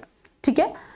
नेक्स्ट, इसके बाद आता है अन्याय के परिष्कार का सिद्धांत। अन्याय का परिष्कार का सिद्धांत इसी से ही जुड़ा है, ऊपर वाले से। कैसे कि अगर आपने इतिहास में, अगर आपने पास्ट में कोई चीज ली लेकिन वो आपने गलत काम करके हासिल करी है, जो चीज आज आपके पास है वो आपको कैसे मिली, आपने पास्ट में उसके लिए गलत काम किया, तो यानी कि उस चीज को अन्याय माना जाएगा और उसके लिए उस चीज का परिष्कार किया जाएगा, उसे खत्म किया जाएगा कि भाई आपने ये चीज ली है, अच्छा आपने ऐसे इस तरीके से इतना गलत काम करके आपने लिया है, छोड़ो, आपका हक नहीं है इस पर, तो उसका परिष्कार कर दिया गया। तो वही है अन्याय के परिष्कार का सिद्धांत की बात करते हैं आपके रॉबर्ट नॉजिक। लेकिन यहाँ पर रॉबर्ट नॉजिक एक बात भी कहते हैं कि भाई आप पास्ट में कहाँ तक चिट्ठे खोलोगे कि भाई किसने कोई चीज इन प्रेजेंट कैसे लिया, इतना तो नहीं हो पाएगा ना। तो ध्यान रखना है कि न्यायपूर्ण हस्तांतरण का सिद्धांत आप लोग करें। अब जो चीज आपकी है उससे पूछकर आगे हस्तांतरित करें। कोई चीज आपने ली है, उसका अधिग्रहण किया है तो आपने उसमें भी न्यायपूर्ण किया है तो उसको आप ट्रांसफर कर सकते हैं। ठीक है, ये तीनों चीज की बात बोलते हैं आपके रॉबर्ट नॉजिक। तो न्यायपूर्ण हस्तांतरण का सिद्धांत, न्यायपूर्ण आरंभिक अधिग्रहण, क्या आप न्यायपूर्ण अधिग्रहण करो, और अन्यायपूर्ण अगर आपने कोई चीज ली है तो उसका परिष्कार कर दो। ठीक है, तो इस तरीके शुद्ध प्रतिस्पर्धात्मक समाज को न्यायपूर्ण समाज की सिद्धि के लिए मानते हैं कौन, आपके रॉबर्ट नॉजिक। ठीक है, तो Nozick has tried to prove that a pure competitive society is a just society, यानी कि जस्टिस सोसाइटी है वो। चलो अब है नेक्स्ट कि मैंने आपको बताई state anarchy and utopia, Robert Nozick की बुक है। नो जिगजिग अनार्की हो रही है लेकिन नो जिगपिक, तो बस स्टेट एनार्की एंड यूटोपिया। इसमें उन्होंने वैसे कहा क्या है एक्चुअल में, वो कहते हैं कि राज्य केवल उतना कर रोपण करेगा, राज्य केवल उतना ही टैक्स लगाएगा जितना विधि व्यवस्था बनाए रखने व राज्य की सुरक्षा के लिए आवश्यक हो, यानी कि जितना जरूरी है, जितना सही है उतना ही टैक्स लगाना चाहिए, फालतू नहीं लगाना है। ठीक है, तो बस यही बात बोलते हैं कि आपको अगर टैक्स लगाना है तो उतना ही लगाओ जितना की नेसेसरी है, जरूरी है। किस चीज के लिए, आपके नियम कानून, एक राज्य की व्यवस्था बनाने के लिए, लॉज को मेंटेन करने के लिए उतना ही आपको टैक्स लेना है, या फिर अपने राज्य की रक्षा करने के लिए। ठीक है, चलो अब आ जाओ भाई, ये हो गए आपके स्वतंत्रवादी में आपके रॉबर्ट नॉजिक। अब बात करते हैं समतावादी की। समतावादी की अगर हम बात करें, समतावादी भाई क्या बात करेंगे, सीधी सी बात है, वो पूरे विश्व में वंचित वर्गों के कल्याण को बढ़ावा देने की बात करते हैं, आत्मसम्मान को भी क्षति ना पहुंचे। यानी कि समतावादी पूरी तरीके से जो आपका एगलिटेरियन अप्रोच, यानी कि सभी के लिए बराबर, यानी कि समतावादी कहता है कि पूरे विश्व का, पूरे वर्ल्ड का कल्याण हो, किसी के आत्मसम्मान को हानि ना पहुंचे, किसी की सेल्फ रेस्पेक्ट पे को कोई हानि नहीं होना चाहिए। ठीक है, यहां पर आपके दिखाई देते हैं अमर्त्य सेन, यहां पर आपको अमर्त्य सेन नजर आते हैं, और अमर्त्य सेन कहते हैं सामर्थ्य आधारित दृष्टिकोण के द्वारा समाज में प्राथमिक सामाजिक वस्तुओं के वितरण को उचित माना। अमर्त्य सेन सामर्थ्य आधारित दृष्टिकोण की बात करते हैं। सामर्थ्य आधारित, सामर्थ्य यानी कि वही आ गया किसमें कितना सामर्थ्य है, कितना सामर्थ्य है, कोई कितना योग्य वाला है, उसकी बात करते हैं अमर्त्य सेन। तो सामर्थ्य आधारित दृष्टिकोण की बात कर रहे हैं अमर्त्य सेन, उसी से ही वस्तुओं का वितरण किया जाएगा। कौन बात करते हैं, अमर्त्य सेन। तो अमर्त्य सेन को भी आप याद रखना है क्योंकि अमर्त्य सेन से भी आपके एग्जाम में क्वेश्चन बनने लगे हैं। ठीक है, तो Amartya Sen considered the distribution of primary social goods का डिस्ट्रीब्यूशन कैसे होगा, वो होगा सोसाइटी की एप्रोप्रिएट थ्रू से, यानी कि कैपेबिलिटी बेस्ड अप्रोच से। एक कैपेबिलिटी, किसके अंदर कितनी कैपेबिलिटी है उसके अप्रोच से ही हम लोग करेंगे डिस्ट्रीब्यूशन। ठीक है, जो मतलब वही कि आप कितने योग्य हो, आप जितने योग्य हो आपको उतना ही मिलेगा। अब यहाँ पर उन्होंने सामर्थ्य वृद्धि को महत्वपूर्ण माना। अब देखो, जब आपके अमर्त्य सेन ने कह दिया कि जिसके अंदर जितना सामर्थ्य है उसको उतना मिलेगा, जो जिस लायक है उसको उतना मिलेगा, ये बात बोली अमर्त्य सेन ने। तो यहाँ पर यानी कि मेन चीज क्या है, सामर्थ्य। यानी कि एक व्यक्ति की, एक इंसान के हमें एक ग्रोथ को बढ़ाना होगा। किस चीज की ग्रोथ? उसके सामर्थ्य में वृद्धि करनी होगी, उसके पॉपुलेशन ग्रोथ यहाँ पे गलत है भाई, पॉपुलेशन हटा देना, पॉपुलेशन ग्रोथ नहीं, बेसिकली यहाँ सामर्थ्य वृद्धि की बात हो रही है। यानी कि यहाँ कैपेबिलिटीज की बात हो रही है कि हमें यानी कि एक व्यक्ति की कैपेबिलिटी को बढ़ाना होगा। एक व्यक्ति की कैपेबिलिटी ही डिसाइड करेगी उसे क्या मिलेगा, इसलिए एक व्यक्ति की कैपेबिलिटी पे हमें फोकस करना होगा। ठीक है, क्लियर हो गया? चलिए, तो अमर्त्य सेन ने लोकतांत्रिक व्यवस्था का प्रखर समर्थन किया। पॉइंट भी नोटेड, लोकतांत्रिक यानी कि डेमोक्रेटिक जो सिस्टम है उसको फॉलो करते हैं। उनके अनुसार जो डेमोक्रेटिक जो सिस्टम है, जो लोकतांत्रिक व्यवस्था है, उसमें अकाल की घटना नहीं होती। इनकी बुक मैंने आपको एक बताई थी अभी, फेमिनिन्स करके इनकी बुक मैंने आपको, पॉवर्टी एंड फेमिनिन्स करके अमर्त्य सेन की जो बुक थी, जो ट्रिक्स मैंने आपको याद करवाई थी अभी लास्ट क्लास में, तो उसी में ही वहीं से ही बात आती है। फेमिनिन्स का मतलब होता है अकाल, यानी कि वो एक तरीके से वहां पर लोकतांत्रिक व्यवस्था की बात कर रहे होते हैं। वो कहते हैं कि जो डेमोक्रेटिक जो सिस्टम है वहां पर अकाल की घटना नहीं होती, कोई अकाल नहीं पड़ता, बल्कि लोकतांत्रिक व्यवस्था जो होती है, जो डेमोक्रेटिक आपका सिस्टम होता है, वहां पर आर्थिक विकास बेहतर रूप से किया जाता है, वहां पर इकोनॉमिक ग्रोथ अच्छी होती है। कहाँ? लोकतांत्रिक व्यवस्था के अंदर। ठीक है, अकॉर्डिंग टू अमर्त्य सेन। चलिए, तो भाई ये हो गया आपका पूरा जस्टिस। फाइनली बड़ी क्लास हो गई, लेकिन जस्टिस हमने कंप्लीट कर लिया। और भाई मैं भी थकी गई हूँ, नो डाउट, इतनी देर से बोल रही हूँ, पता चल रहा होगा तो थक तो जाते ही है, लेकिन कोई बात नहीं। फिर वही चीज भाई, एग्जाम क्रैक करना है तो कोई आसान बात नहीं, ना आपके लिए और ना मेरे लिए, आप लोगों का एग्जाम क्रैक करना। तो मेन बात है कि वही चीज बार बार मैं कह रही हूँ कि कैमरे के इस पार मैं हूं, कैमरे के उस पार आप हो, यहाँ भी मेहनत है और वहां भी मेहनत है। अगर दोनों मिलकर मेहनत करेंगे तो रिजल्ट डेफिनेटली आएगा। ठीक है, अब मिलते हैं हम शाम वाली क्लास में, लाइव होगी, जहां पर हम कंपैरेटिव पॉलिटिक्स यूनिट नंबर 4 के बुक्स को याद करेंगे विद ट्रिक, और वहां पे हम लोग अपने अच्छे से लाइव मिलेंगे। जल्दी मिलना 7 PM पर। Okay, so bye bye, take care, thank you so much, आप सभी का धन्यवाद। साथ ही साथ जिसने अभी तक चैनल को सब्सक्राइब नहीं किया है, मेक श्योर कर लीजिए। और दूसरी बात कि भाई पीछे की वीडियो भी अगर किसी ने नहीं देखी है उनको भी देख लीजिए, कुछ भी पेंडिंग मत छोड़ना, नुकसान हो जाएगा आपका। ठीक है, so bye bye, take care, thank you so much.